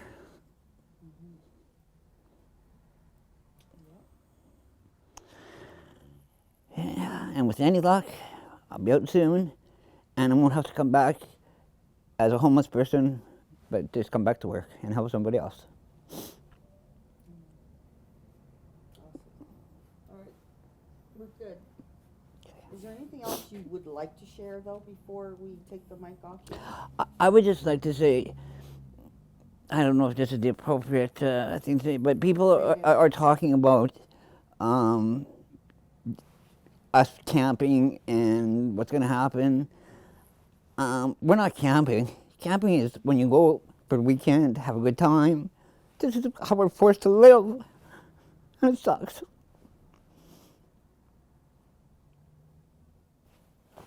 That's it. It does. Yeah, they think it's a big party. Yeah, I mean, they talk about it like camping is, you know. It's not a party. It's not camping. It's hell.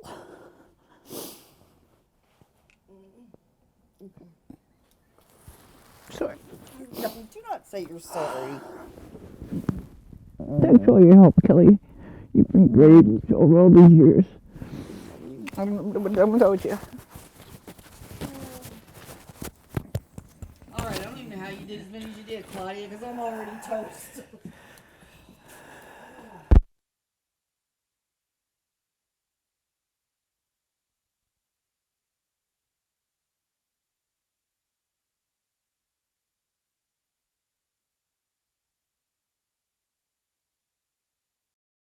You're ready, Josh.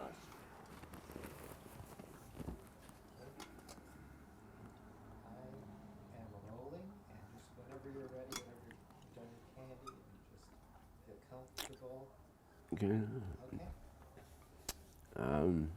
My name is Jay Stewart, 54 years old. Been at the hub for roughly 2 years, 2.5 years. What do you used to do? Wait, can you pause for a second? Just finish your. Candy? Yeah. No, you can finish it. Chew it up, Blair. Yeah. Yeah, no rush. Take your time. Yeah, because it's easier if you ask me the question, then I know where to go. Okay, I'll ask you the question. Yeah, I can't believe I had to chew cigarettes out of my ears. I said, damn it. Honestly, I didn't even notice. I just saw the one. That's good. It looks normal. It's character. Yeah. That's right. Well, right. Okay, what you mean? Ready? Yep. My name is Jay Stewart, 54 years old. Been coming to the hub for about 2.5 years now, I think. Did you used to work, what did you do for a living before you ended up here? Before I came here, I was out west for 20 years. I worked in the oil patch for 7. Went back to school, did my engineering. Did that for 10 or 12 years. Then I found out my mom was passing, and I had to come home and take care of my mom and quit my job and sell my house. And then ended up losing everything and ended up here. Was that hard? It was horrible. I met my current wife. We've been together for 11 years. So then when we lost our apartment, she came here, and I wouldn't come here because obviously I had to accept the fact that I was homeless, and I wouldn't do that. So I just slept on the park bench till it got a little too cold. So then I had to accept the fact, and come here. So in a way, I'm kind of glad I did. Why is that? Well, because now I get to help a lot of people. It's I enjoy it. You get to. I've always liked helping people, so that's what I enjoy now. Is this the type of help, though, that you ever thought you'd be doing? No, but it's kind of the help I've always wanted to do. So, I more wanted to help younger kids, because I was in trouble when I was a teen, and so I kind of wanted to do that. But I taught grade 1 and 2 when I was like 20. But yeah, I'm glad I'm doing this. This is what I enjoy. Thank you. You're welcome. How would you just how do you help people here day to day? I talk to a lot of people. A lot of people come to me and talk to me. Like, I don't know, maybe I'm very personable, I guess, or a good listener. I've been around the world, so I got a lot of advice, I guess. I'm not young anymore, so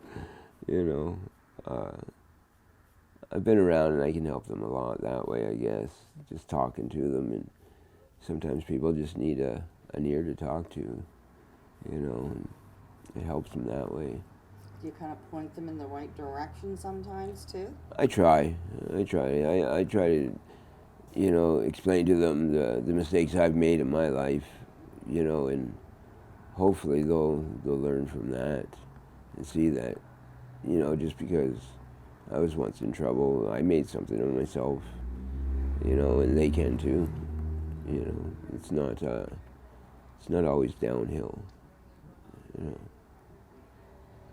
I know with it being a low barrier shelter, substances are permitted to be used outside. But people overdose. Have you had to respond to any overdoses since you started working? Many, and even like, well, I lost a close friend.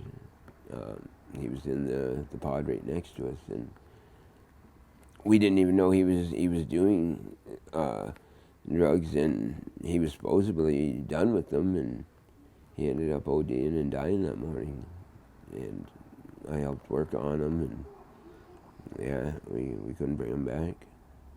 And he was a friend of yours, I remember that. Yep. That must have been hard. How many friends and family do you think you've lost from the drug poisoning? Holy. Close friends? 20?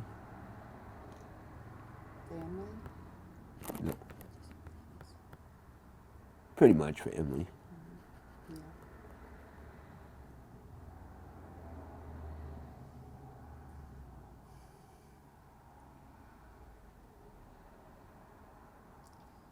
That's enough.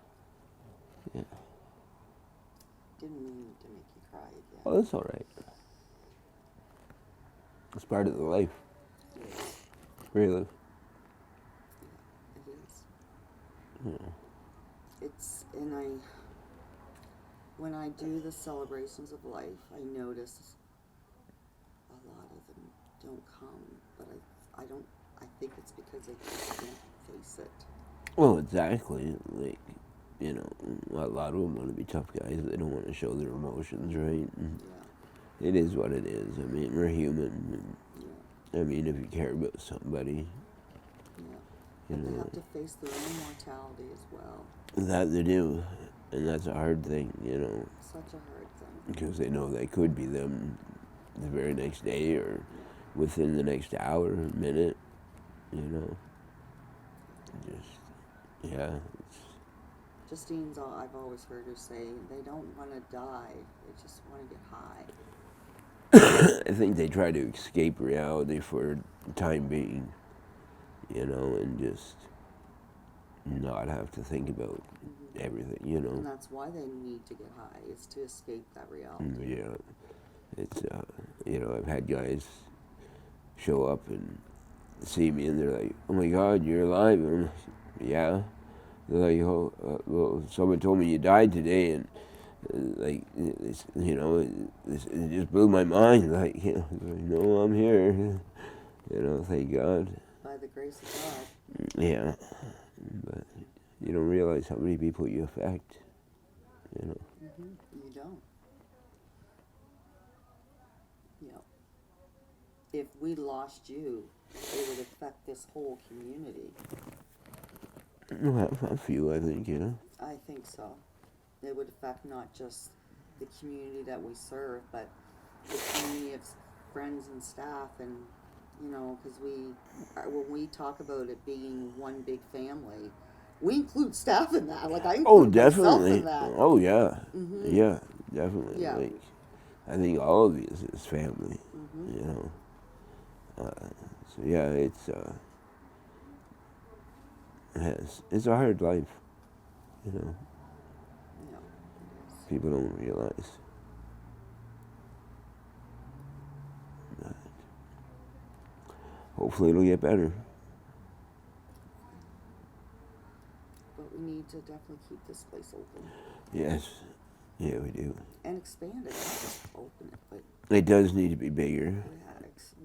we We need a kitchen, you the know. work that we do is so complex compared to a lot of places. Yeah. You know. Like me and John, like when we work in the kitchen, like we have so much fun, you know, and there's the odd time we actually get to cook a meal, you know, and he always says like, I have so much fun with you, Jay. Like you just make my day, you know, because we like doing the same things, right? But Yeah. it's fun cooking for them and giving them a home cooked meal. Yeah. You know, they appreciate that. They really do. Yeah. You know, so the one day, dinner was or lunch was a little later than it should have been, but once they realized what we did for them, they were all pretty happy. So it was nice. Beautiful. All right. Thank you again Yeah, not a for problem. coming. There was. You were like, do I really have? Yeah, I know. Is your walkie-talkie off? No. No, it's not. Not anymore. You look like a professional reporter with your hair back like that. Really? Yeah. I was like, oh, I have bangs now. Get out of here. Who's supposed to be watching Violet? Okay, what questions would you like to ask? What questions should you ask? I think I'm just keeping in the back of my head like what Amanda said. Mm-hmm. And maybe the way that like the integration of services has like evolved over time. Like how we can keep like even if you don't think that we do enough right now, well even over the last year we've added like 3 new services. Okay. And it just keeps Can you evolving. ask me what it means to meet people where they're at? I feel like I have a good answer for that. Yeah, for sure. Okay. Are you gonna introduce yourself also? Oh, is that what everybody's doing? I have been asking people to introduce themselves. They're just Okay. like, well, I want people to say their name, but then they end up saying their whole name. What a Stephanie burden. Bate. Yeah. So I am Steph Bate. I am one of the program coordinators at the Integrated Care Hub. I've been working here since we opened back at Artillery Park. And what does it mean to you to meet people where they're at in this job? When people say we meet people where they're at, it's become a catchphrase, a slogan that people just put out there to legitimize the work that they're doing, to kind of sell themselves. It is just like a buzzword. I think that what people are missing though is the true spirit of that. Meeting people where they're at isn't simply going to where people are. It's not just having services that are available for a wide variety of people. It's shaping every aspect of your services around each individual person and their individual needs. We're not expecting anyone to fit themselves into a mold, into programs or services that we offer. It's about building things around them. When the people that we serve come to us with a need, we find those connections and when we find those services for them, rather than just saying this is what we have to offer and expecting them to choose from a menu.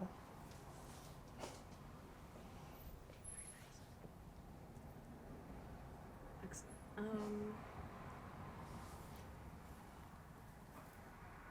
What do you think? Where do you think we would see people if the hub closed? I don't think that we would see people. I think that what happened before the hub opened is exactly what will happen if it closes, where people are scattered, where we don't know where people are living anonymously and without being recognized and without having that connection, scattered throughout the community, throughout different encampments and different campsites. I think that we would lose track of people, and unfortunately a lot of people would lose their lives and lose their direction or their motivation in that as well.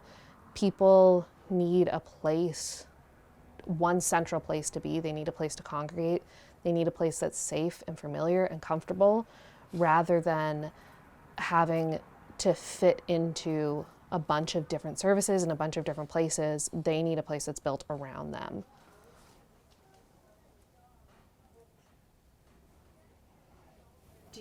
Can you think of like, what do you think is the most underrated aspect of how we deliver services that other agencies like should take on, or something that you might not think is like really important to have at this in this space that we do?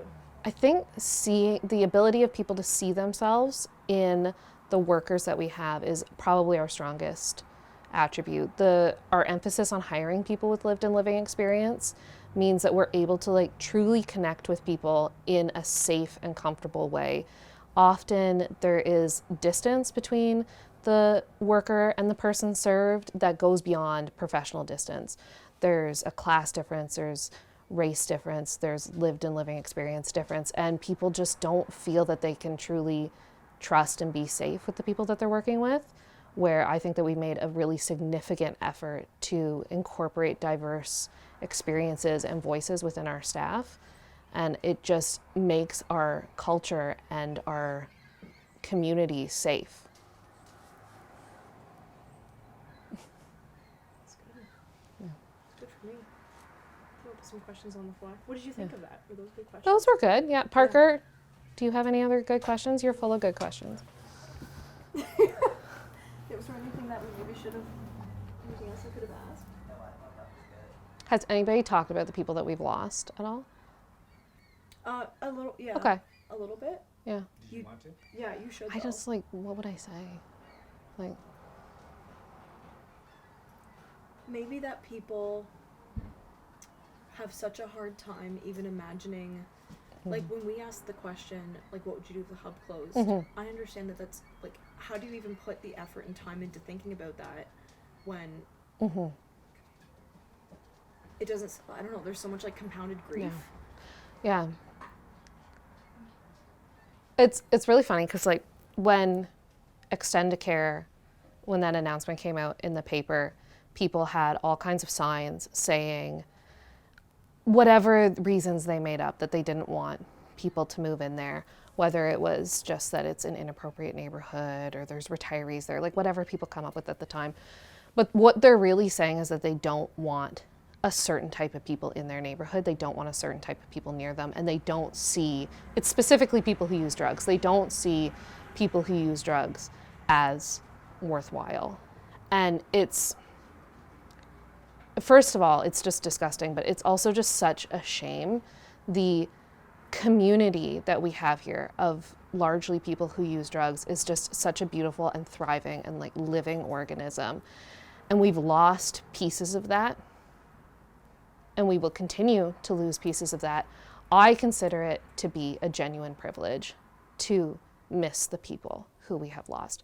I consider it a privilege to get to know them well enough that I feel their absence when they're not here. And these are people who have suffered and who have carried burdens that are heavier than any person should have to carry.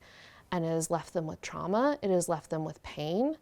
And rather than protect them and shelter them, our society has pushed them to the edges and wants them to be unseen, unheard, and forgotten.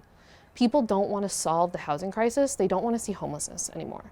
People don't want to solve the drug poisoning epidemic or the addiction epidemic. They just don't want to see people who are addicted to drugs anymore.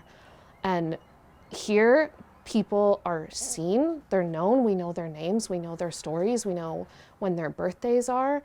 And the ability to just share like a little part of somebody's life with them enough to be able to say that you actually know them is the greatest part of the work that we do here.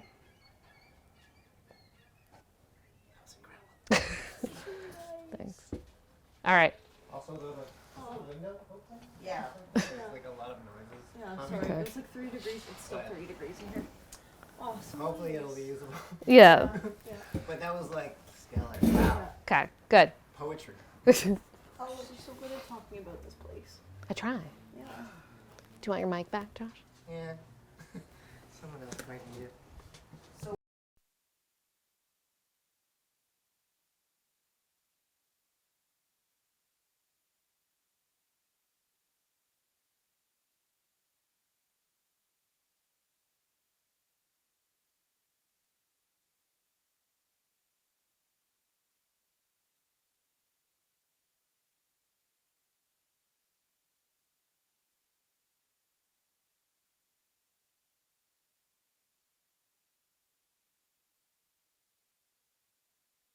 Okay, here we go.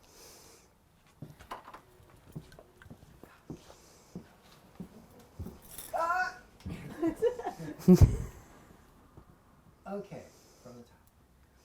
Maybe if you could also say, like, I don't think I know about you, Lacey, like how long you were experiencing homelessness before you started staying here.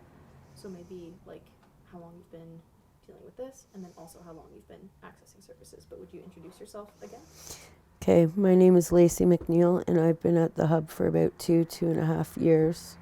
I was homeless for this time about a month before I came to the hub, but on and off throughout my entire life. I grew up in the system, so I was always in and out of group homes and foster homes and on my own for most of my life. Why has the hub been important to you?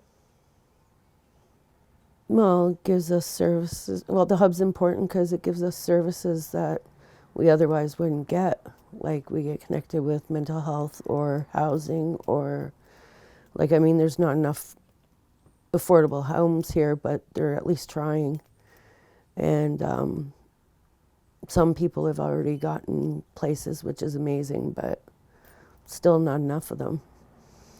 But people get help with their addictions. Like I'm on Sublocade to help with mine. I wouldn't have even known about it otherwise if not being for the hub.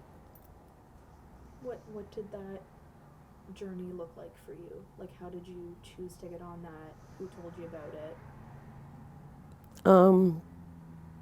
I got into a car accident about 10, 15 years ago, and I was on pills for a very long time, and I hate taking pills. And then when the pill things started getting cut off by the doctors and all that, I developed a different way of dealing with my pain, other than spine blocks and lidocaine injections and a whole bunch of other treatments that I had to pay for out of pocket. And just this, sometimes the straight was just a cheaper way to go.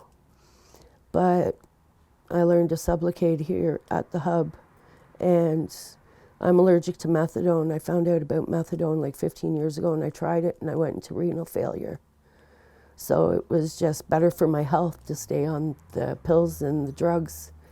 And when I got to the hub, I found out about Sublocade, and I've been on it on and off for 6 months. I went off of it for a little bit when my brother died. But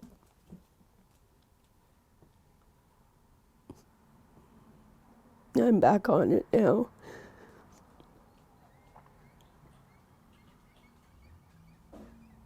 Sorry. My brother died of a fentanyl overdose, and he didn't even do the drug. That was just recent. Yeah, right before Christmas it happened. Yeah. You've had very little time to sit with your own grief after that. Yeah. I mean, working here at the hub has helped me deal with that because I can help others where I couldn't help my brother. You helped your brother as much as you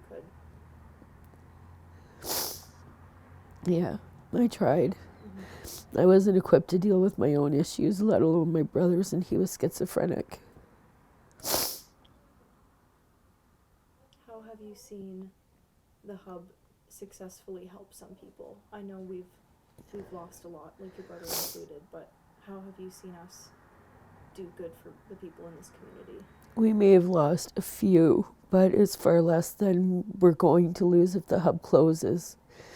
I mean, look at the statistics before the hub opened, all the fentanyl overdoses and the losses. I mean, I was going to 2 funerals a week for years, just in my friends alone that died from it. And the hub has managed to save just double the amount more. We've stopped a lot of emergency room trips, unnecessary ones. We've saved lives. And, like, I mean, I can look outside and I can see numerous lives that I alone helped save.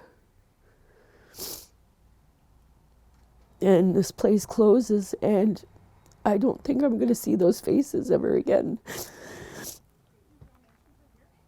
I'm afraid for when the hub closes, if it does.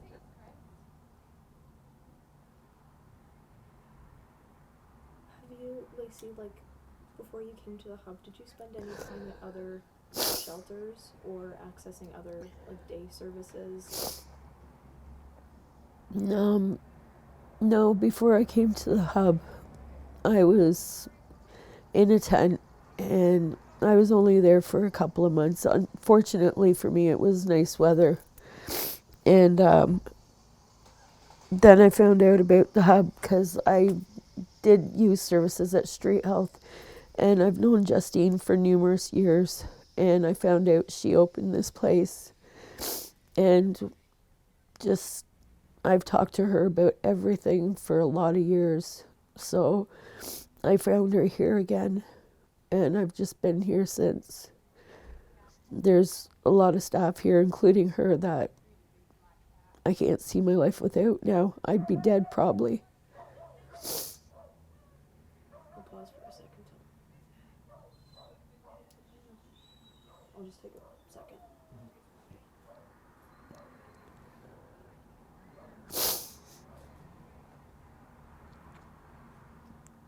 I think, like, because I know a little bit about where you came from, Lacey, like, it makes sense to me that you would have a lot of distrust in a lot of services, and not, like, you've survived by keeping a wall up around yourself, right? And I guess I wonder, like, what's been different here that makes you comfortable in not only accessing the services, but, like, being a leader in this community? Why is it different here? It's different here because we're treated like people. We're not just addicts or homeless or, nobodies. We may be dysfunctional family, but somehow this dysfunctional family functions. And I haven't seen anything like this. I've lived all over the country. I've been in and out of group homes all over the country, and nothing has ever been like this.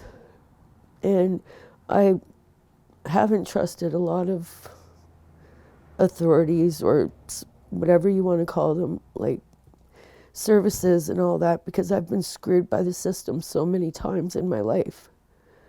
But here I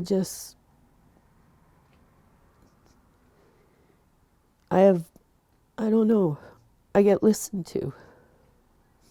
And it matters what I say. You have, like, a million skills and talents that have been useful to you in dealing with so many different situations here. Like, people should listen to you because you're an expert. Can you talk a little bit about your relationships with your coworkers, and, like, the staff here? You did a little bit about Justine and how long you've known people.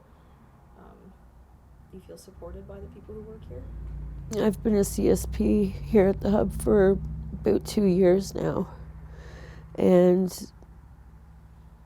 I can't see myself in any other job. Like, my coworkers, they're not my coworkers, they're my friends. And I mean, they don't come from the same background as me. I come from the streets and broken homes and all that. Not everybody comes from the same side of the tracks as me, but we're friends. It's like family, and they're the only family I have left.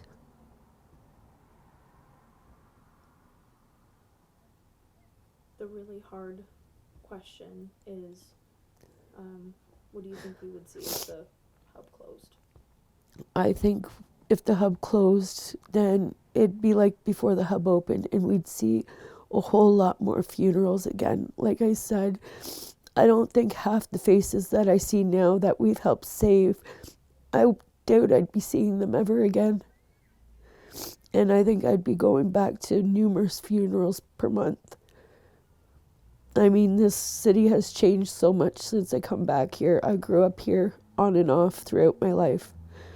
And this time when I came home when my mom died, the city was a whole different place. Like, it wasn't just the streets that changed and all that. The entire landscape changed, including the people. And a lot of the faces I've grown used to seeing it throughout my lifetime. I'm almost 50. And most of my friends have already gone. Like, this is not home. The Hub is home. I rarely leave here because the city has changed so much, it's not my home anymore. Like, not recognizable from what you No, grew up in. no. And it's really easy to feel Lost. out there. Lost. Yeah, and, like, I've gone to shit and what do I do? But you and I share the feeling of coming here and like knowing that we can do something about it, even if it's like in small actions for people? Well, I've been fortunate to work here, and everybody here that I work with is amazing. Like when I have hard times and stuff like that, and I don't know how to deal with it, I can pick up extra hours and I work through it that way by working with my peers and my coworkers, and somehow I'm still standing and I'm functioning more than I have my entire life. I'm not in, yeah, and I'm not in and out of jail anymore. Like I don't self-destruct anymore. Is there anything else that you wanted to add about this dysfunctional, magical place? This dysfunctional family that somehow functions. I've been in and out of group homes and foster homes, and this is the best family and home that I've been placed with. Because no one really chooses to be here, right? No, In we all don't of the- choose to be here, but we ended up here, and we were brought here for a reason. And I think this place has saved all of us in some way or another, and not just from the drugs. I feel that way too. Thanks, Lacey. Yeah. That's all I got. Oh my god, good job. Thank you. Thank you for being here with us.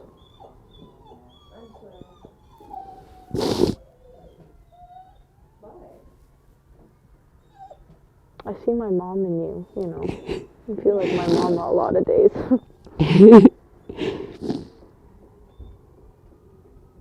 Thank you. Thanks for being here with me. You've taught me like more than so many people that I've worked with here. Just a better person. Testing. Do I look okay? Have anything in my teeth? I just realized I was like on camera and mic'd up the whole time I was whispering that, so Josh heard everything. Yeah, something in my teeth. Okay. Good to go. Ready? Okay. Start by introducing yourself and saying, how you got to this work. Yeah, my name's Amanda Rogers. I use she and her pronouns. I'm the manager of harm reduction services at Trellis HIV and Community Care. I've been with the organization for almost 13 years now, and I have had the privileged opportunity to stand on the shoulders of those who came before me and work alongside people who use substances, people who are living with HIV, and other marginalized community members. It has enriched my life, and I am very privileged to be here and share stories and experiences from the people we serve. So tell us a little bit about how the hub came to be. How the hub came to be, in August of 2020, the community was faced for the first time with 3 intersecting crises where we saw the COVID-19 global health pandemic impacting the people we serve in disproportionate ways, where a lot of services were having to shut their doors, reduce access, or close entirely. So we had an entire community of people who were already faced with insurmountable barriers, faced with that many more barriers.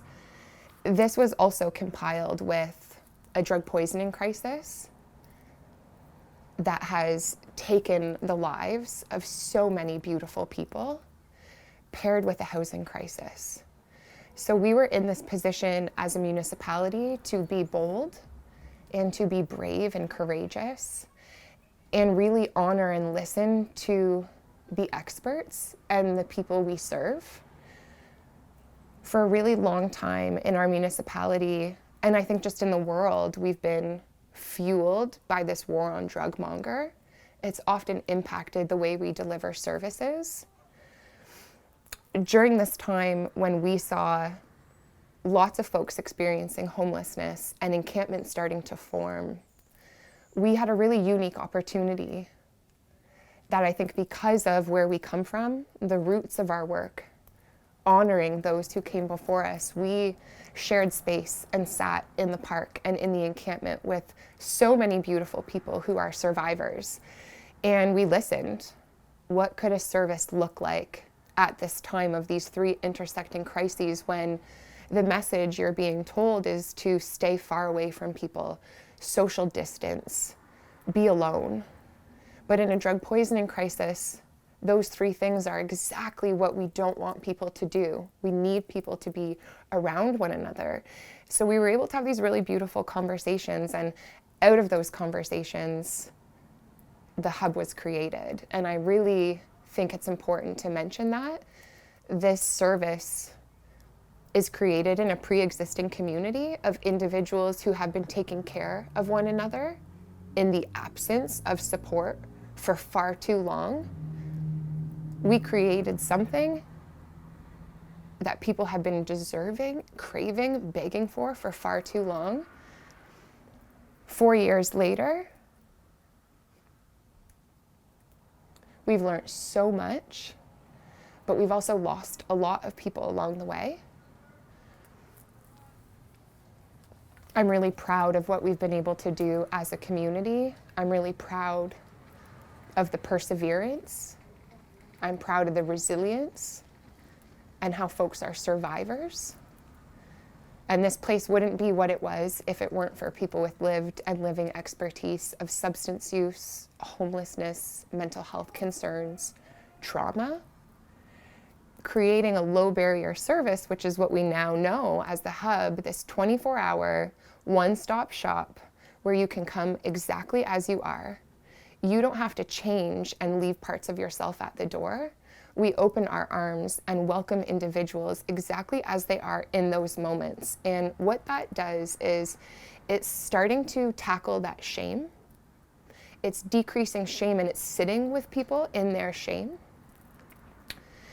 Having an approach like that, we've been able to integrate care and services by bringing community partners on board to really offer that one-stop shop, because the world is changing and the barriers are insurmountable. And if we are able to reduce those in any way by bringing the services, the dignified services that people deserve, to a place where they feel safe, where they feel community and comfort, has been really successful in not only building meaningful connection and belonging as a community, but connecting people to care, connecting people to treatment, empowering people's recovery and resilience, and amplifying the voices of people who have been silenced for far too long.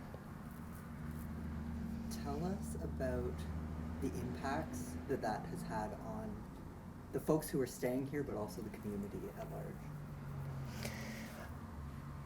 The impacts, I mean, I feel like we would need to talk for days and days to talk about the impacts. And I think if you just walk around the property, I think if you see smiles of people whose smiles we wouldn't have the privilege and fortune of seeing anymore if this place didn't exist. So I think the greatest impact is we've provided a place of respite and refuge from the war on drugs. We've partnered with our safe consumption site, our local CTS, and we've co-located our services so we can really wrap our arms around individuals and offer low barrier, trauma-informed harm reduction services that really are meeting people where they're at. And in providing that place of respite and refuge from the war on drugs, the impacts are just ripples and waves, and we're seeing people find themselves, and we're seeing people decrease the self-shame and the self-hatred that comes along with addiction and with using substances. And the world is not always a nice place for people who are different. And our hope is that when people come here, They still feel different, but they're accepted in their difference because we're all just perfectly imperfect, and that's what makes us a hub, and that's what makes us a community.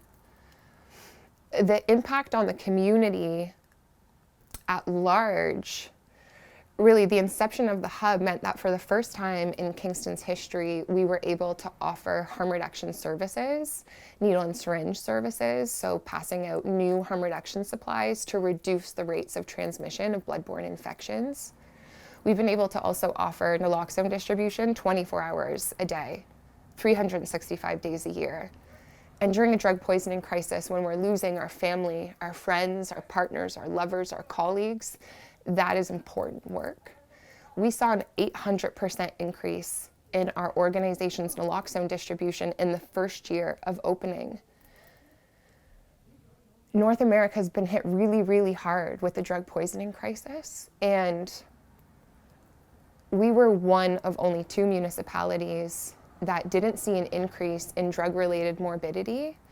In fact, we saw a decrease, and I have to commend, I'm not going to say the integrated care hub, but I have to commend the community of people who use substances for taking care of one another in the absence of government response, in the absence of doing the right thing by our people. And also the hub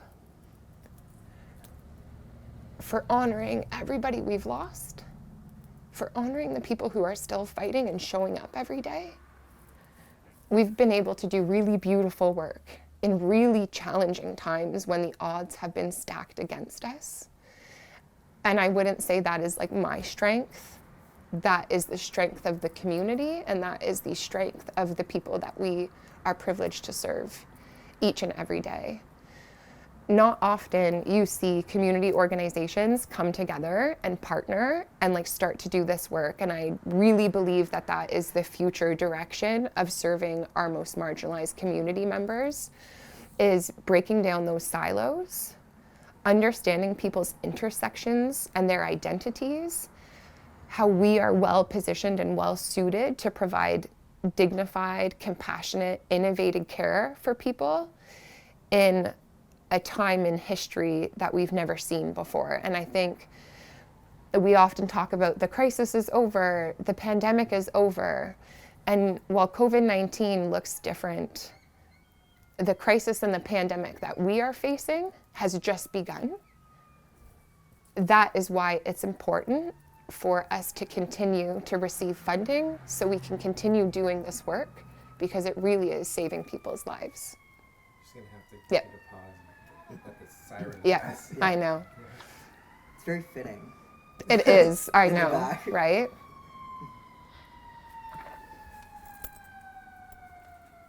Is there any kind of question that you want me to? You hit all the things that I was like thinking. Yeah. Do you want to go more Anything, touchy-feely? Ash, anything that you're thinking? Have I missed anything? Thanks. I've never really like Heard me speak? Like, yeah, I know. I've never really had much It's true. interaction with you. That was great. Thank you, honey. Thank you. That means the world to me. Yeah, I'm not sure. I'm trying to think of like funding things that we would want to hit on. I thought that was like perfect. Yeah? Yeah. Did I miss anything like program components that are like important? I kind of jumped all over the place because I'm freaking in my feels, but. Yeah, no. Yeah, like, do we want to do like a brief overview of like this is what we do, Yeah, I'll do that quickly. and then I can end it on like what makes this place special. Yes. And let you get in your feels a little bit. Yeah.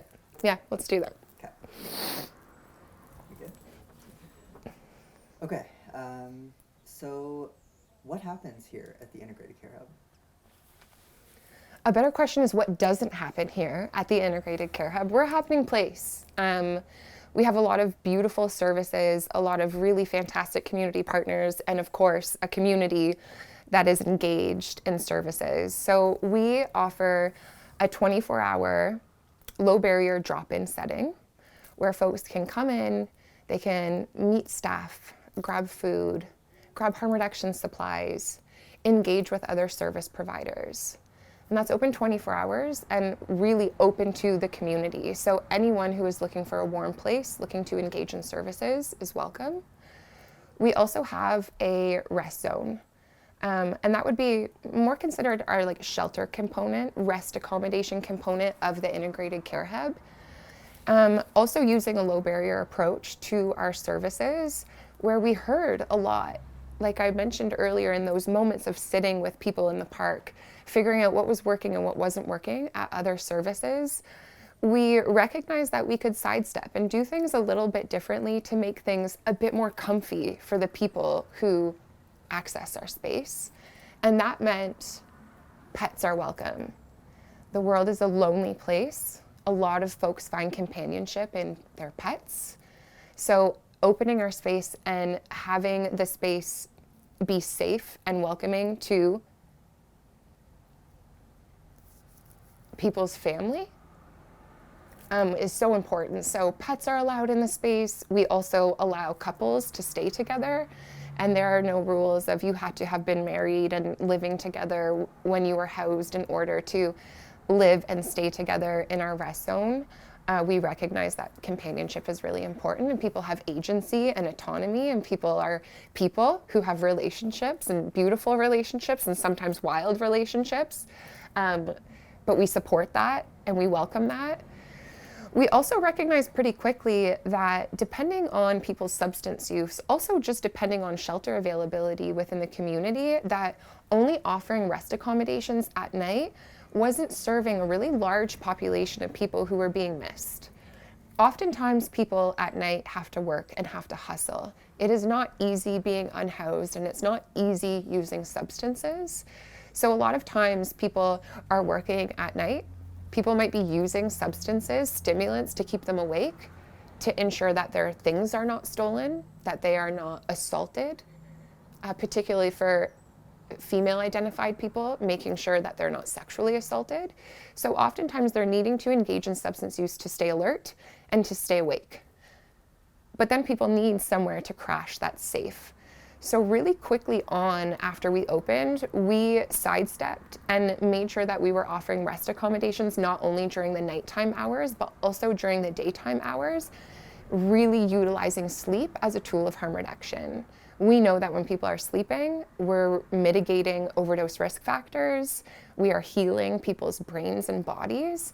So that was a really cool and innovative thing, and something that hadn't really been done before within our municipality, and we've seen great success.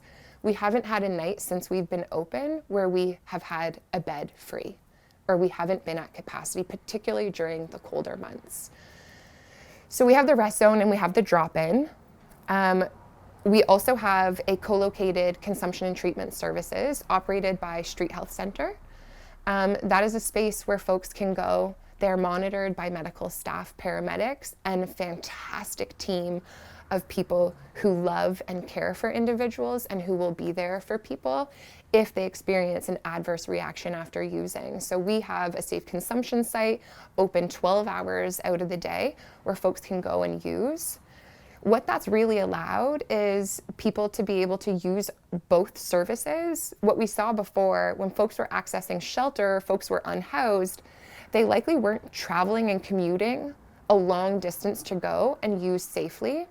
Vice versa, at a safe consumption site that have limited hours and close, because of the drug landscape, because of all the cuts, fillers, we're seeing people sedated for much longer periods of time. And what this has allowed us to do is when the CTS has to shut its doors, they're not shutting their doors and sending individuals who might be sedated out into the street. We're actually able to do a warm handoff to the ICH, and we can care for folks once they've been medically cleared from CTS. And I know we've seen a huge increase within our community of people accessing that services since we've paired our locations together. And as sad as this is, it's also a privilege and an honor. We've responded to and reversed over thousands of drug poisonings since we've been open, and it's heartbreaking work, but there's a connection that's built when you share a moment an intimate moment, a scary moment like that, that's really a bond that's never broken. It's a privilege to be able to be there for people when they need us. I wish more people understood that about our service, is it is a privilege to do this work. It's not scary. It's beautiful if we like open our hearts and our minds to it. So having those two services paired has really been unique and really beneficial and life-saving within our community. Through the CTS, we also offer a host of services, and I think there's a myth or misconception that where there's like safe consumption sites or open air drug use or harm reduction approaches being used, that we're enabling substance use. We are like accomplices to people's addiction. Oh shit, I lost my train of thought. Misconception around. Thank you. Yes. I think, I'm going to restart. I think there's a huge myth and misconception when it comes to safe consumption sites and places like the ICH that understand the risk of, you know, turning people away who use substances, and that we're enablers. I think people, in fact, think that we give people substances. Well, let me just tell you, safe supply is on the radar, and that is something we would love to be able to provide the amazing people that we serve. We do a lot more at a CTS, and again, I think that is fueled by stigma. I think that is fueled by war on drug and prohibition monger, where what we're doing is treatment, what we're doing is recovery, but it's meeting people where they're at, and it's not prescriptive. It's not putting my values and what I believe that person should be doing onto them. It is creating and structuring safety to allow that person to make decisions for themselves. We have shuttles that bring people to and from their opioid agonist therapy, their methadone, Suboxone. That's treatment, but that's low barrier treatment.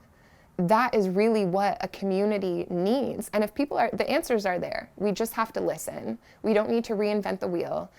Our experts are in our spaces with us.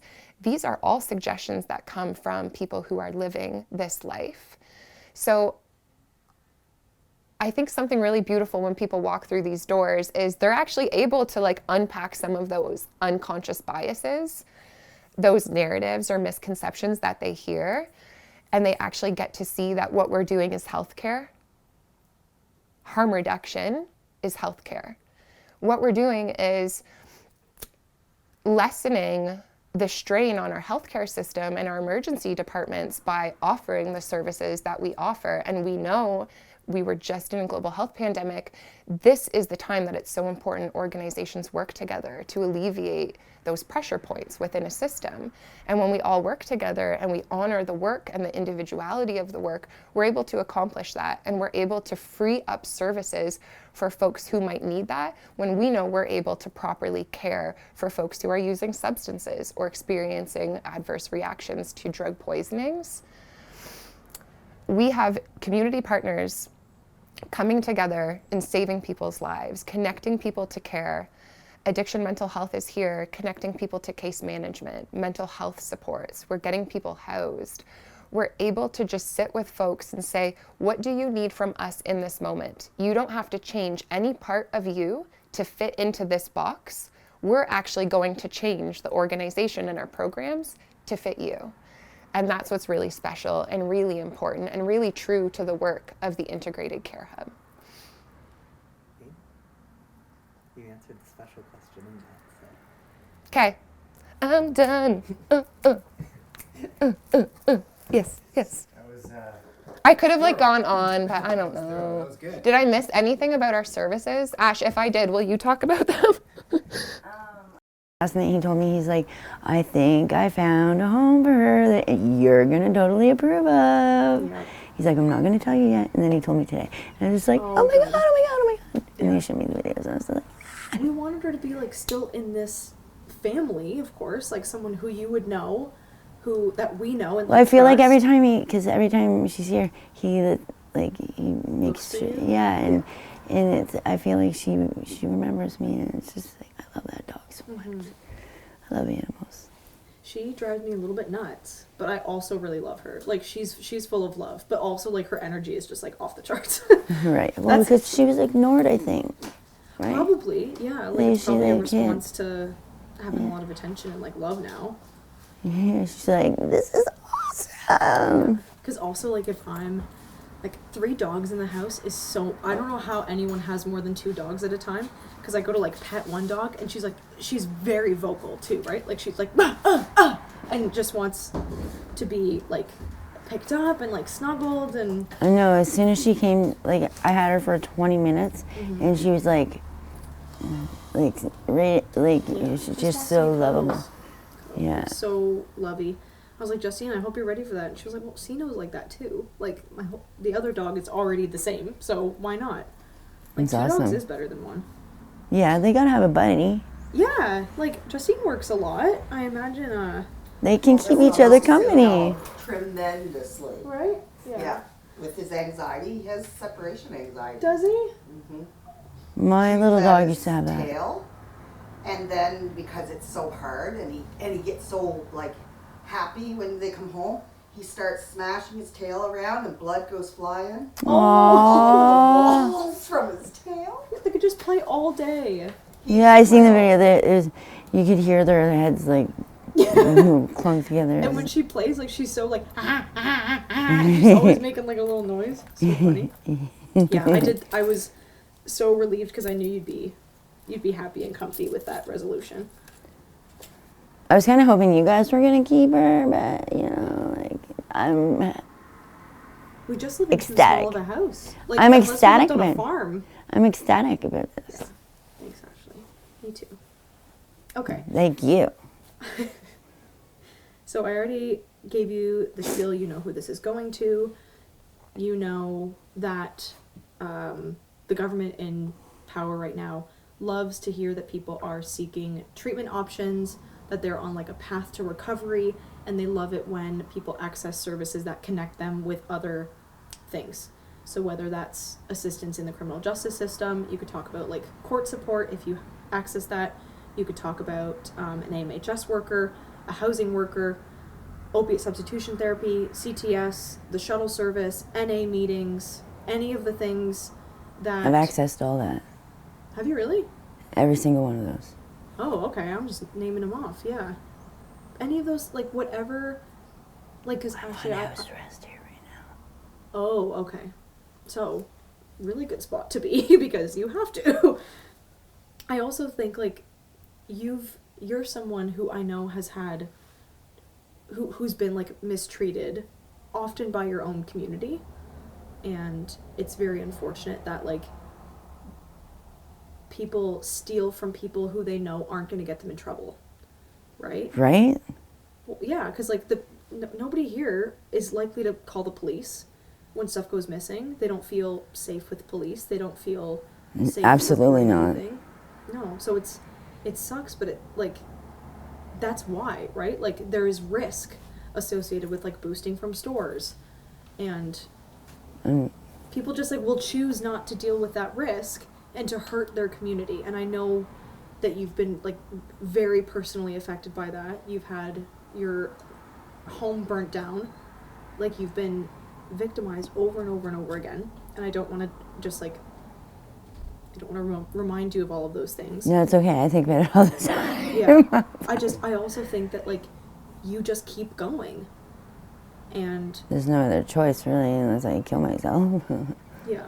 Really? Like, what else am I going to do? Mm-hmm. Like, I think of you as, like, a good advocate for yourself, too, Right. though. And you say, like, I don't deserve to be treated this way. Like, I deserve better than this. well, sometimes I deserve a little bit of a kick in the ass, but, you know, like, not like that. Come on. Nobody does. But you didn't deserve to be in the position of having to access this place in the first place.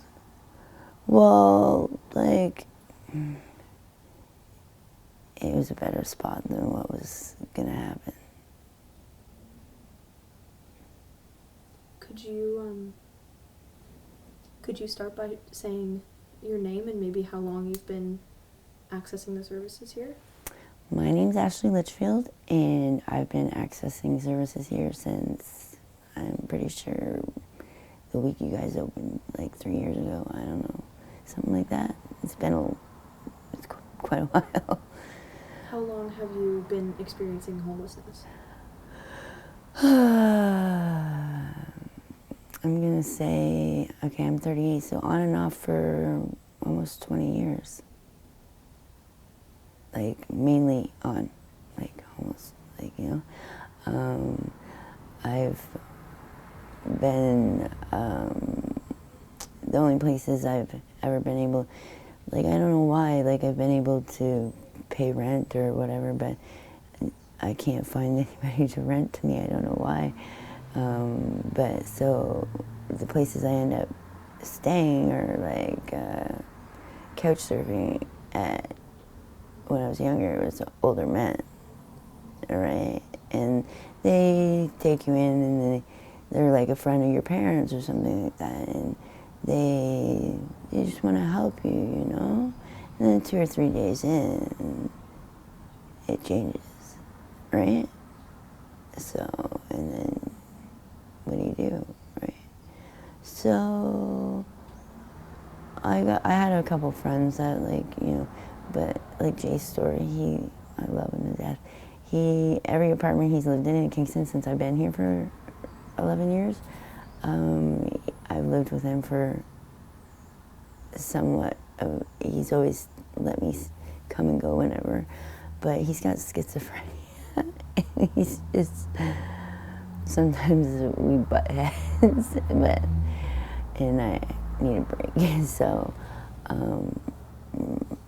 yeah, me and Ryan lost, his mom passed away, and we got to stay in his mom's house until they sold it, and we got short notice, really, and like a week's notice, and we had to pack our stuff and find somewhere to go. And it's hard to find a place to go with 2 people, right? Yet alone 1. So we found a place at his friend's, and then they weren't addicts like he was. He's way worse than I am, but me and his friend came home from going to Subway one day, and we came downstairs, and he was blasted out on the basement floor, and we were out the door that morning. So we walked around town for about 3 or 4 days, and someone's like, well, the hub's just down the street. And I'm like, I'm not going there. No way. Right? I've never been to a shelter except for when I was a kid with my mom, and even back then it was not pleasant experiences.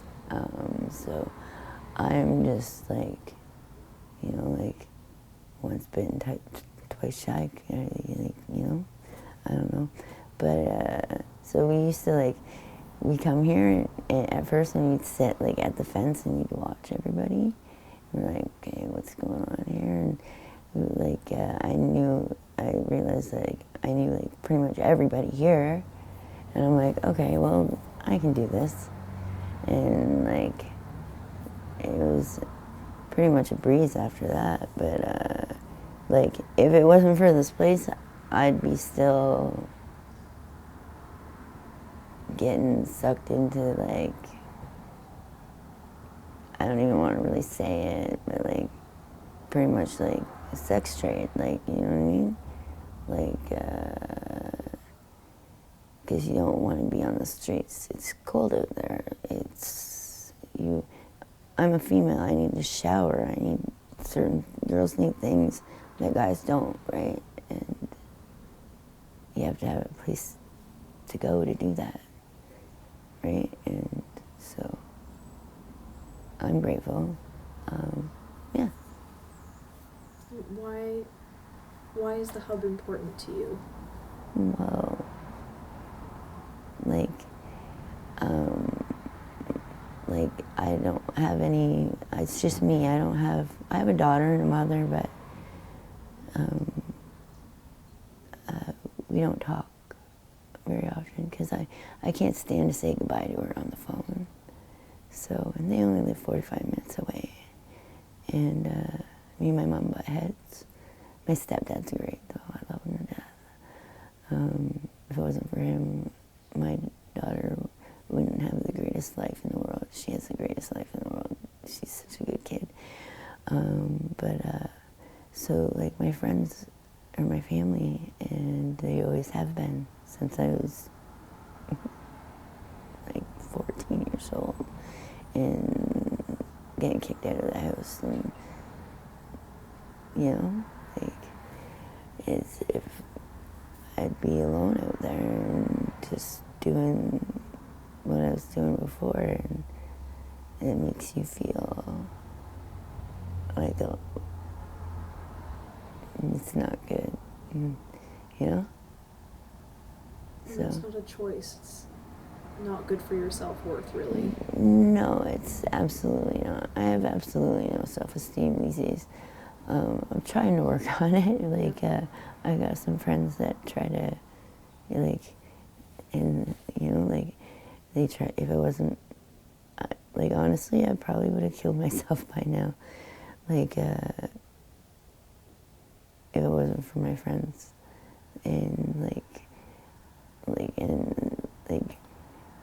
Lacey said, I've known Justine for a long time, and she's just great. And when I found out she was working here too, I was just like, oh, that's awesome. So then because I wouldn't talk to the staff at first. I just kind of, you know, I was just watching, you know. And it took me a little while, but then I'd go downstairs and I'd talk to Justine all the time, and, you know, and she, like, tried to, like, work me in, you know. And it was, there's bad and there's good, right? But there's bad and there's good in every situation or scenario or family or place or job or wherever you go. It's going to be bad and good, right? And for the most part, like, even though there's been bad, like, it's been for the better, right? Do you have do you feel well supported by the staff here in general? Like, I know you have really good relationships with people like Justine and a couple others. Yeah. I've been able, court services, I'm not gonna lie, like, I used to go to jail in the wintertime on purpose, because so I didn't have to, and, for 12 years, 15 years almost, the longest I was out of jail was 2 months. I've spent most of my adult life, you know, it's just ridiculous. But I haven't, I didn't know that the mental health services had court services, and, I had been accessing mental health services, on the, kind of on the DL, right? I didn't really want people to know, because it was, stigmatized, right? And my family's not, my blood family, right? They're not, I'm the only one in my family that's ever been in trouble, ever done drugs, ever been in any kind of scenario that wouldn't be anything other than great, you know what I mean? I'm the only one in my whole family. I don't know how that happened, but. I think a lot of people here feel like they're the black sheep of their family. I think that's what brings a lot of people together and makes them feel really It makes you understood special. here. Yeah. Right? Yeah. You know, we got different aspects on life. We got, you know, the services here have been great. You know, you got capacity sometimes, but I usually don't go inside to sleep, because there's older people or sicker people, or I'm not all that healthy myself, but that would be better suited to go inside. And I know that if I take up a space that, so I've mainly stayed in a tent the whole time, all winter long, and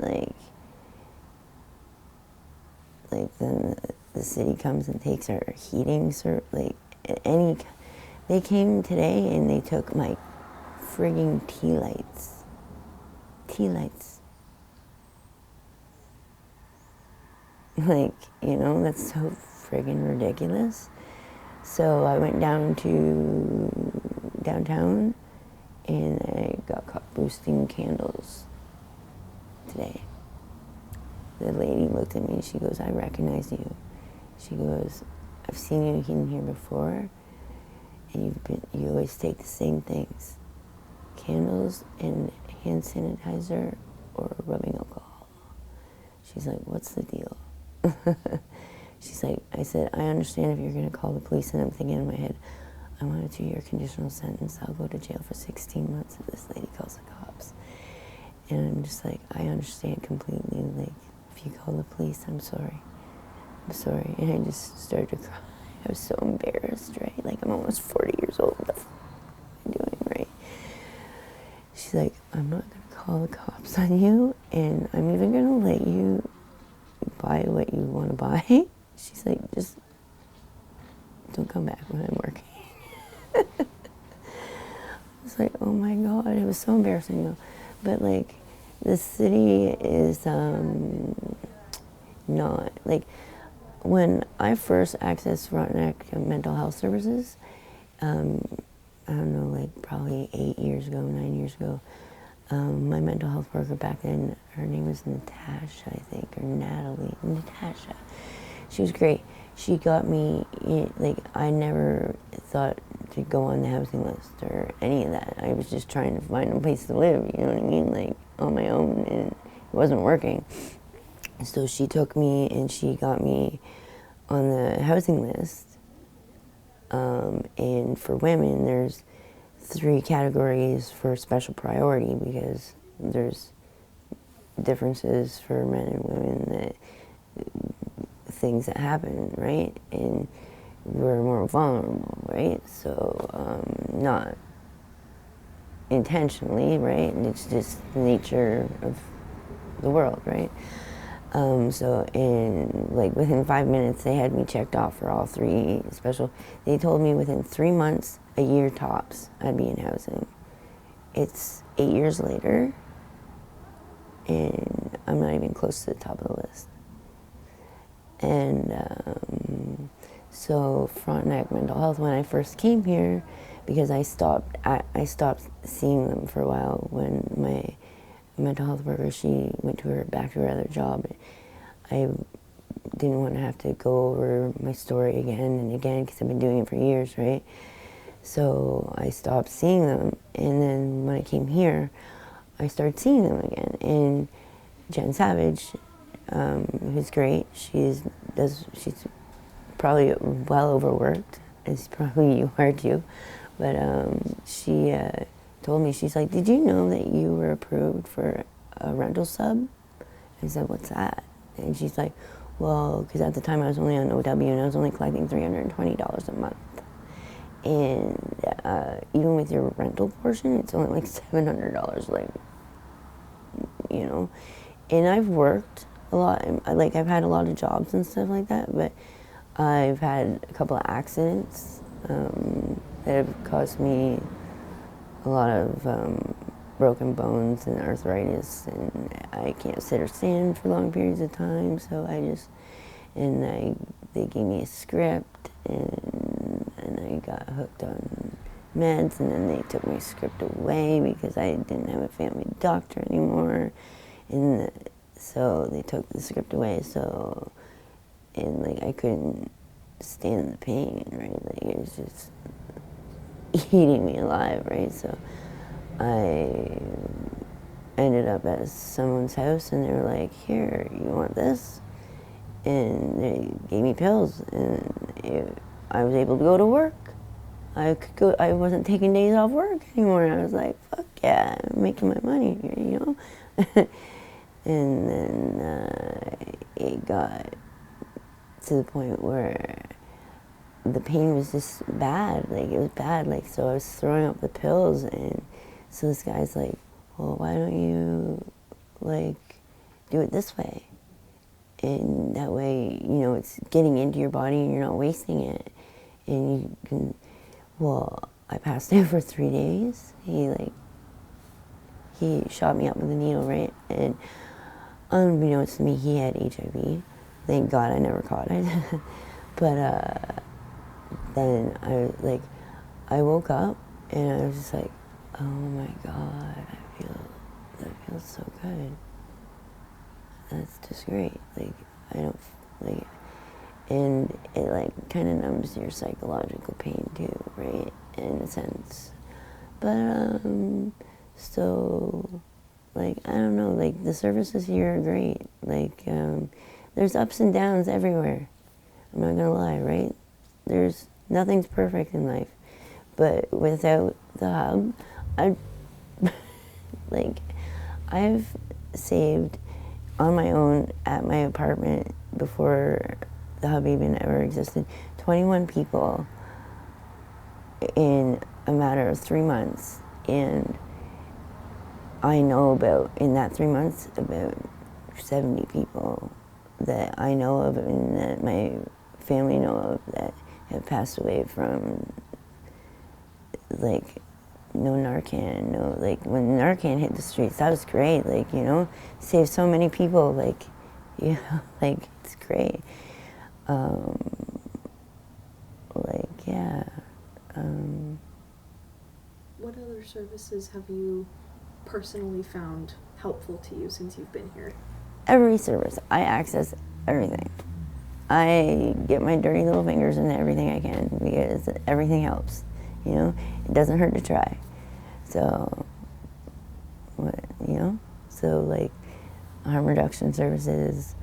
Every once in a while, we'll go to the restaurant because I'll stay awake for 2 weeks at a time sometimes, just because.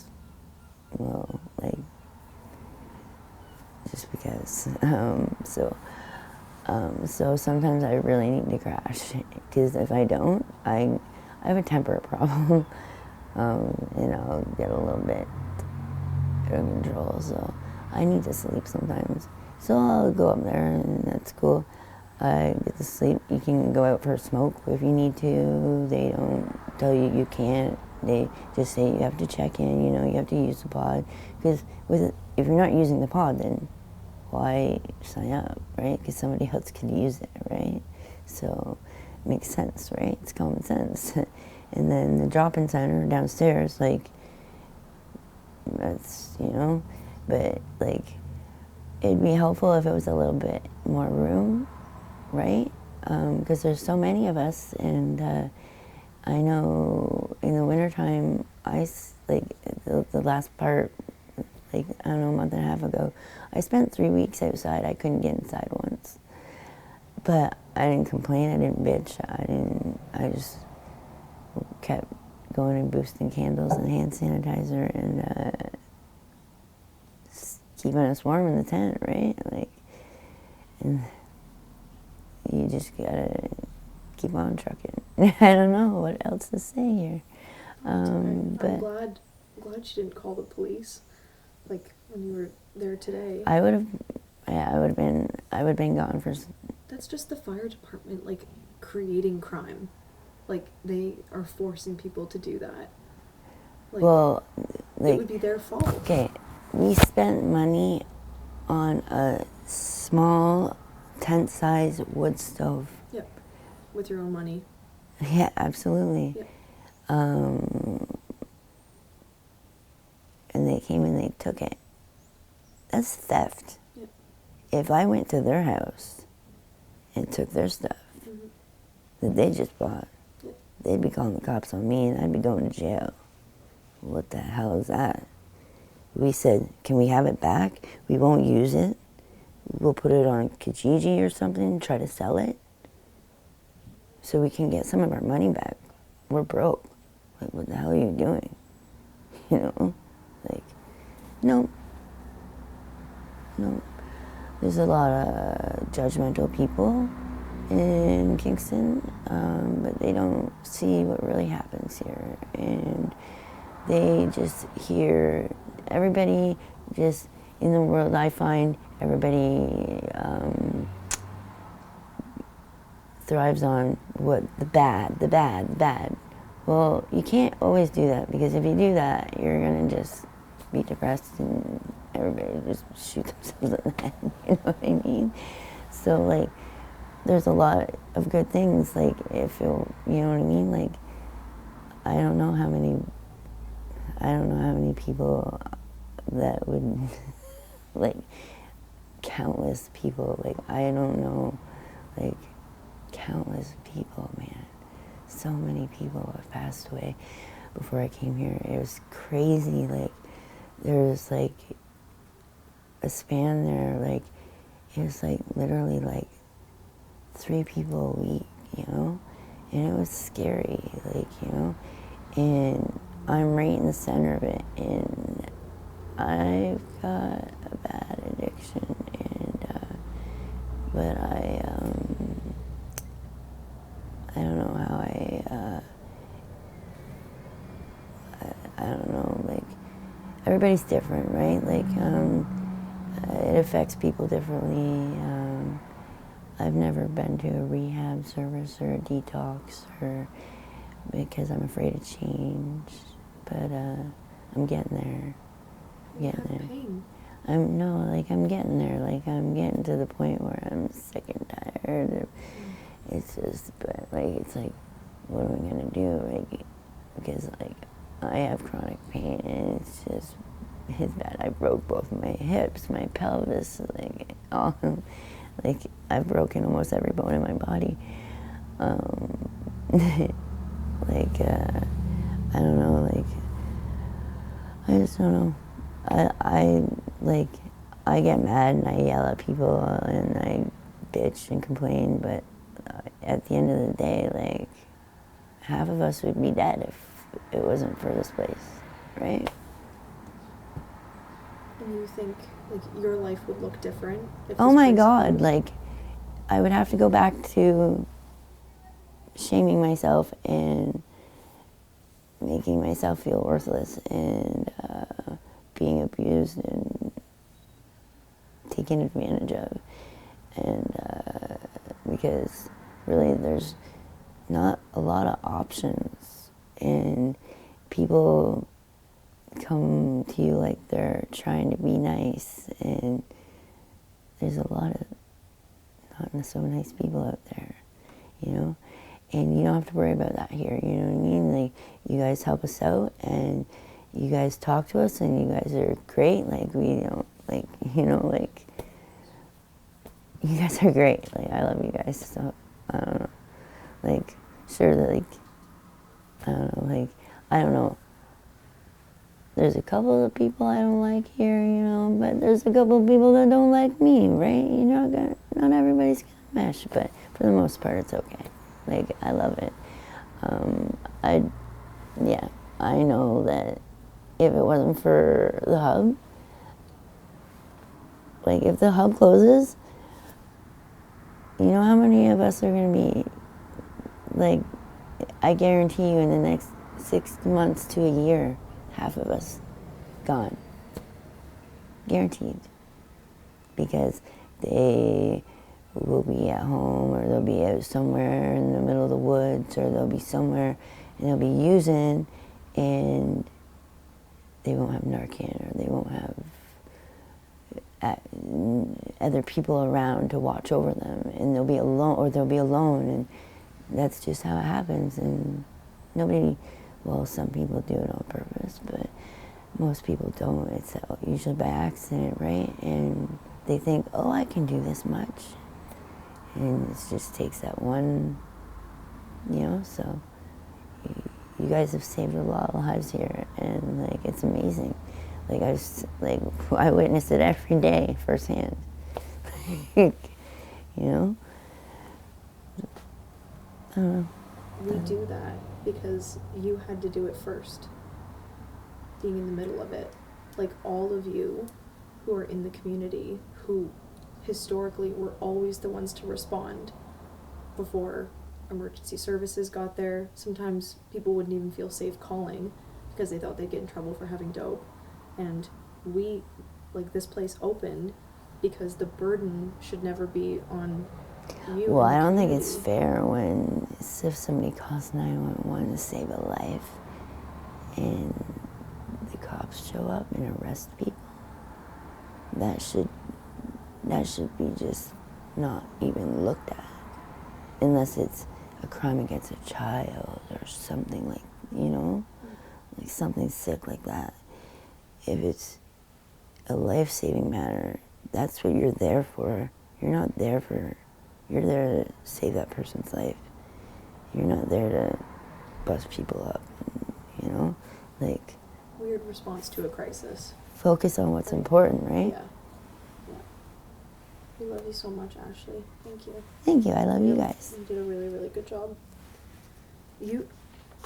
Everybody today, like, I've just been blown away, like, over and over. Especially because, like, I'm sure you understand, it's very easy to feel like we're all letting each other down.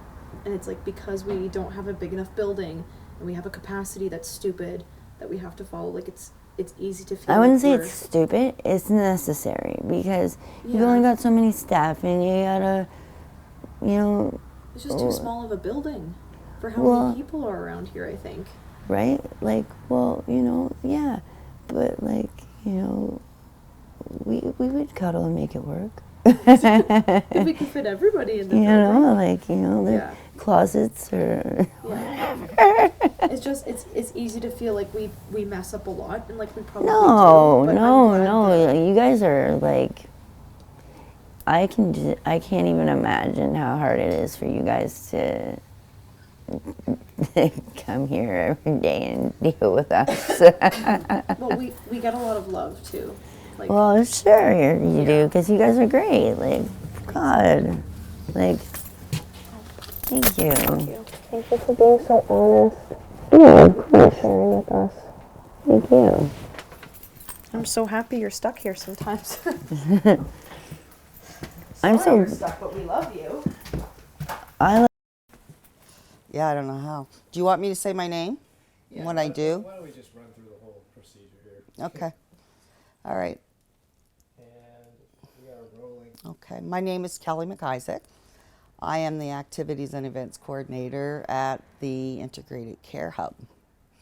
So, what I want to say about this place that I come to every day that I love is that about 90 to 95% of the people that we serve here at the Hub use substances. There are 537 people who are homeless in the city of Kingston, and we only have 205 shelter beds. So because of that, and the fact that the people we serve use substances, it kind of eliminates them from being able to access a bed at these other shelters. And that's because we're a low barrier shelter. And when I say low barrier, that we are low barrier, it's a true low barrier shelter. Some of the other shelters are starting to let people in with their dogs if they're in a kennel, or allowing couples to sleep together now, which is really good and moving in the right direction. But when it comes to the people that we serve at the Hub who use substances, the low barrier goes right out the window. And so that's another barrier that the people we serve here always came up against. Always. Always, always, always.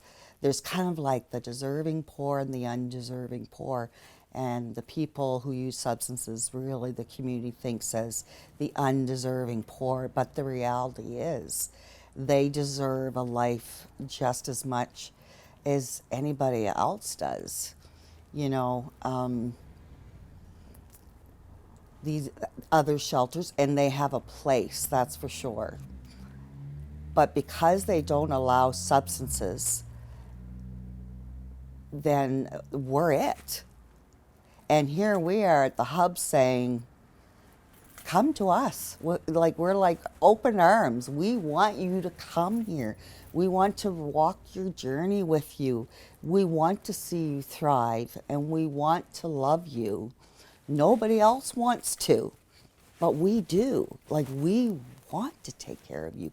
We want to see you do better in life. We want to see you get housing. We want you to see you go into your recovery, whatever that looks like, because it looks different to everybody, right? It looks different to everybody. What's acceptable for my life does not necessarily mean that's what needs to be in someone else's life. Me being the activities and events coordinator, I've had this position for the last year, and I've learned so much. But some of what I've learned is stuff we would have learned in university or college about Maslow's hierarchy of needs, right? And the very basic needs for people to be able to move up that hierarchy aren't being met. Even if they're in a shelter, their needs are still not being met because they don't know if they're going to have that bed the next night. They don't know if they're going to get here too late to get a bowl of soup. They don't know that. None of that is taken care of. So we're here to say, but we want all that to happen with you. So with me trying to do activities with them, I realized that it's really hard for them, because I like to kind of bring this radical joy, right? But it's hard for them to be able to feed off my joy because they're having a bad day every day. You know, what's important to them right now? What's important to them is that we walk with them, we don't judge them, we love them, and we try to help them get up that hierarchy of needs, so that, which is having a house, you know, a roof over their head, that sort of thing. So I've been working on things that are more what maybe they want. You know, I started up a jam session. I thought that's what they wanted. That wasn't what they wanted. So now I'm trying to listen to them more. And I do simple things, because it's the simple things that seem to make the biggest, you know, impact. I make sure everybody's birthday is acknowledged, and we give out like cards, and I have candles, and we, you know, have cupcakes, and we sing happy birthday, and that's little, but to them it's like, you acknowledge my birthday, you remember that it's my birthday. Or I will do, like last week I did temporary tattoos with them. They love that because that's important to them. That's part of their culture. So I'm just trying to like figure out what is important to them, not what I think's important. And then the other end of my job, because that's all great fun. We have water balloon fights in the summer, and that's all joy. But then we lose people here all the time. And that's the hardest part of our job, is the fact that we lose people that we love, people we get used to having here. I know part of the CS program, the first person that they lost in the low barrier work program that we have here, was especially hard for everybody, but especially his coworkers and Claudia, who actually runs that program. It was very difficult, and it is every time we lose someone. And I've done 22 celebrations of life here. And each one of them was difficult, and for different reasons. The one that I felt was the hardest, though, and it wasn't because I was close, like really close with this individual, because I really didn't know him that well, because he put this wall of garbage around him, and we lost him on Christmas Eve, so that was hard. But he was this pianist, like this symphony pianist, like he could play the piano like Mozart, and he was just so intelligent, because he felt so much shame. And that's why that one was so hard for me, was because when I when I start preparing for a celebration of life, I start talking to people who knew him and, you know, stories and get information. And the more information I got, the harder it got, because I realized that it was pure shame that he felt about himself. And that's why he would like climb into garbage bins and keep garbage around him and pick up garbage on the ground. And it was because he didn't want anybody to talk to him. He didn't want anybody to know him. But he was so beautiful.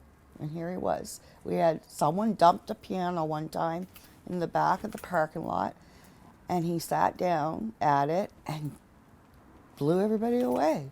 Like, it was just amazing and beautiful. But we lost that soul. We lost that beautiful soul. We've lost a lot of souls, but not as many as before we were here. Since the hub opened, we've actually reversed over 3,000 overdoses. And it keeps rising, you know, like every time you turn around, someone's overdosed because of this drug poisoning. And it's heartbreaking. Not only do we need to be here, we need to grow. I mean, the day we moved in 3.5 years ago, we were at capacity, you know, so this is such an important place, not just for the people that use the services here, but for all the people that work here, for the people that live here and work here. You know, it's a community, it's a dysfunctional family. As I heard Claudia say earlier, dysfunctional magical place, which I thought was, I wrote that down. I thought that was so beautiful. I'm done. That's it. Good job, Kelly. Is that your bookmark? Thanks for saying that. I know that you were so sad about Bobby. That was a really hard one, eh? Oh, the hardest one. Yeah. Because I still can't even talk about it without crying. And nobody could know him. You know? He didn't No. really let anybody know him. No. And that's, like I said, while I was like praying and meditating and asking questions, that was what kept coming back to me, was the shame that he felt about himself. Yeah. It was my heart.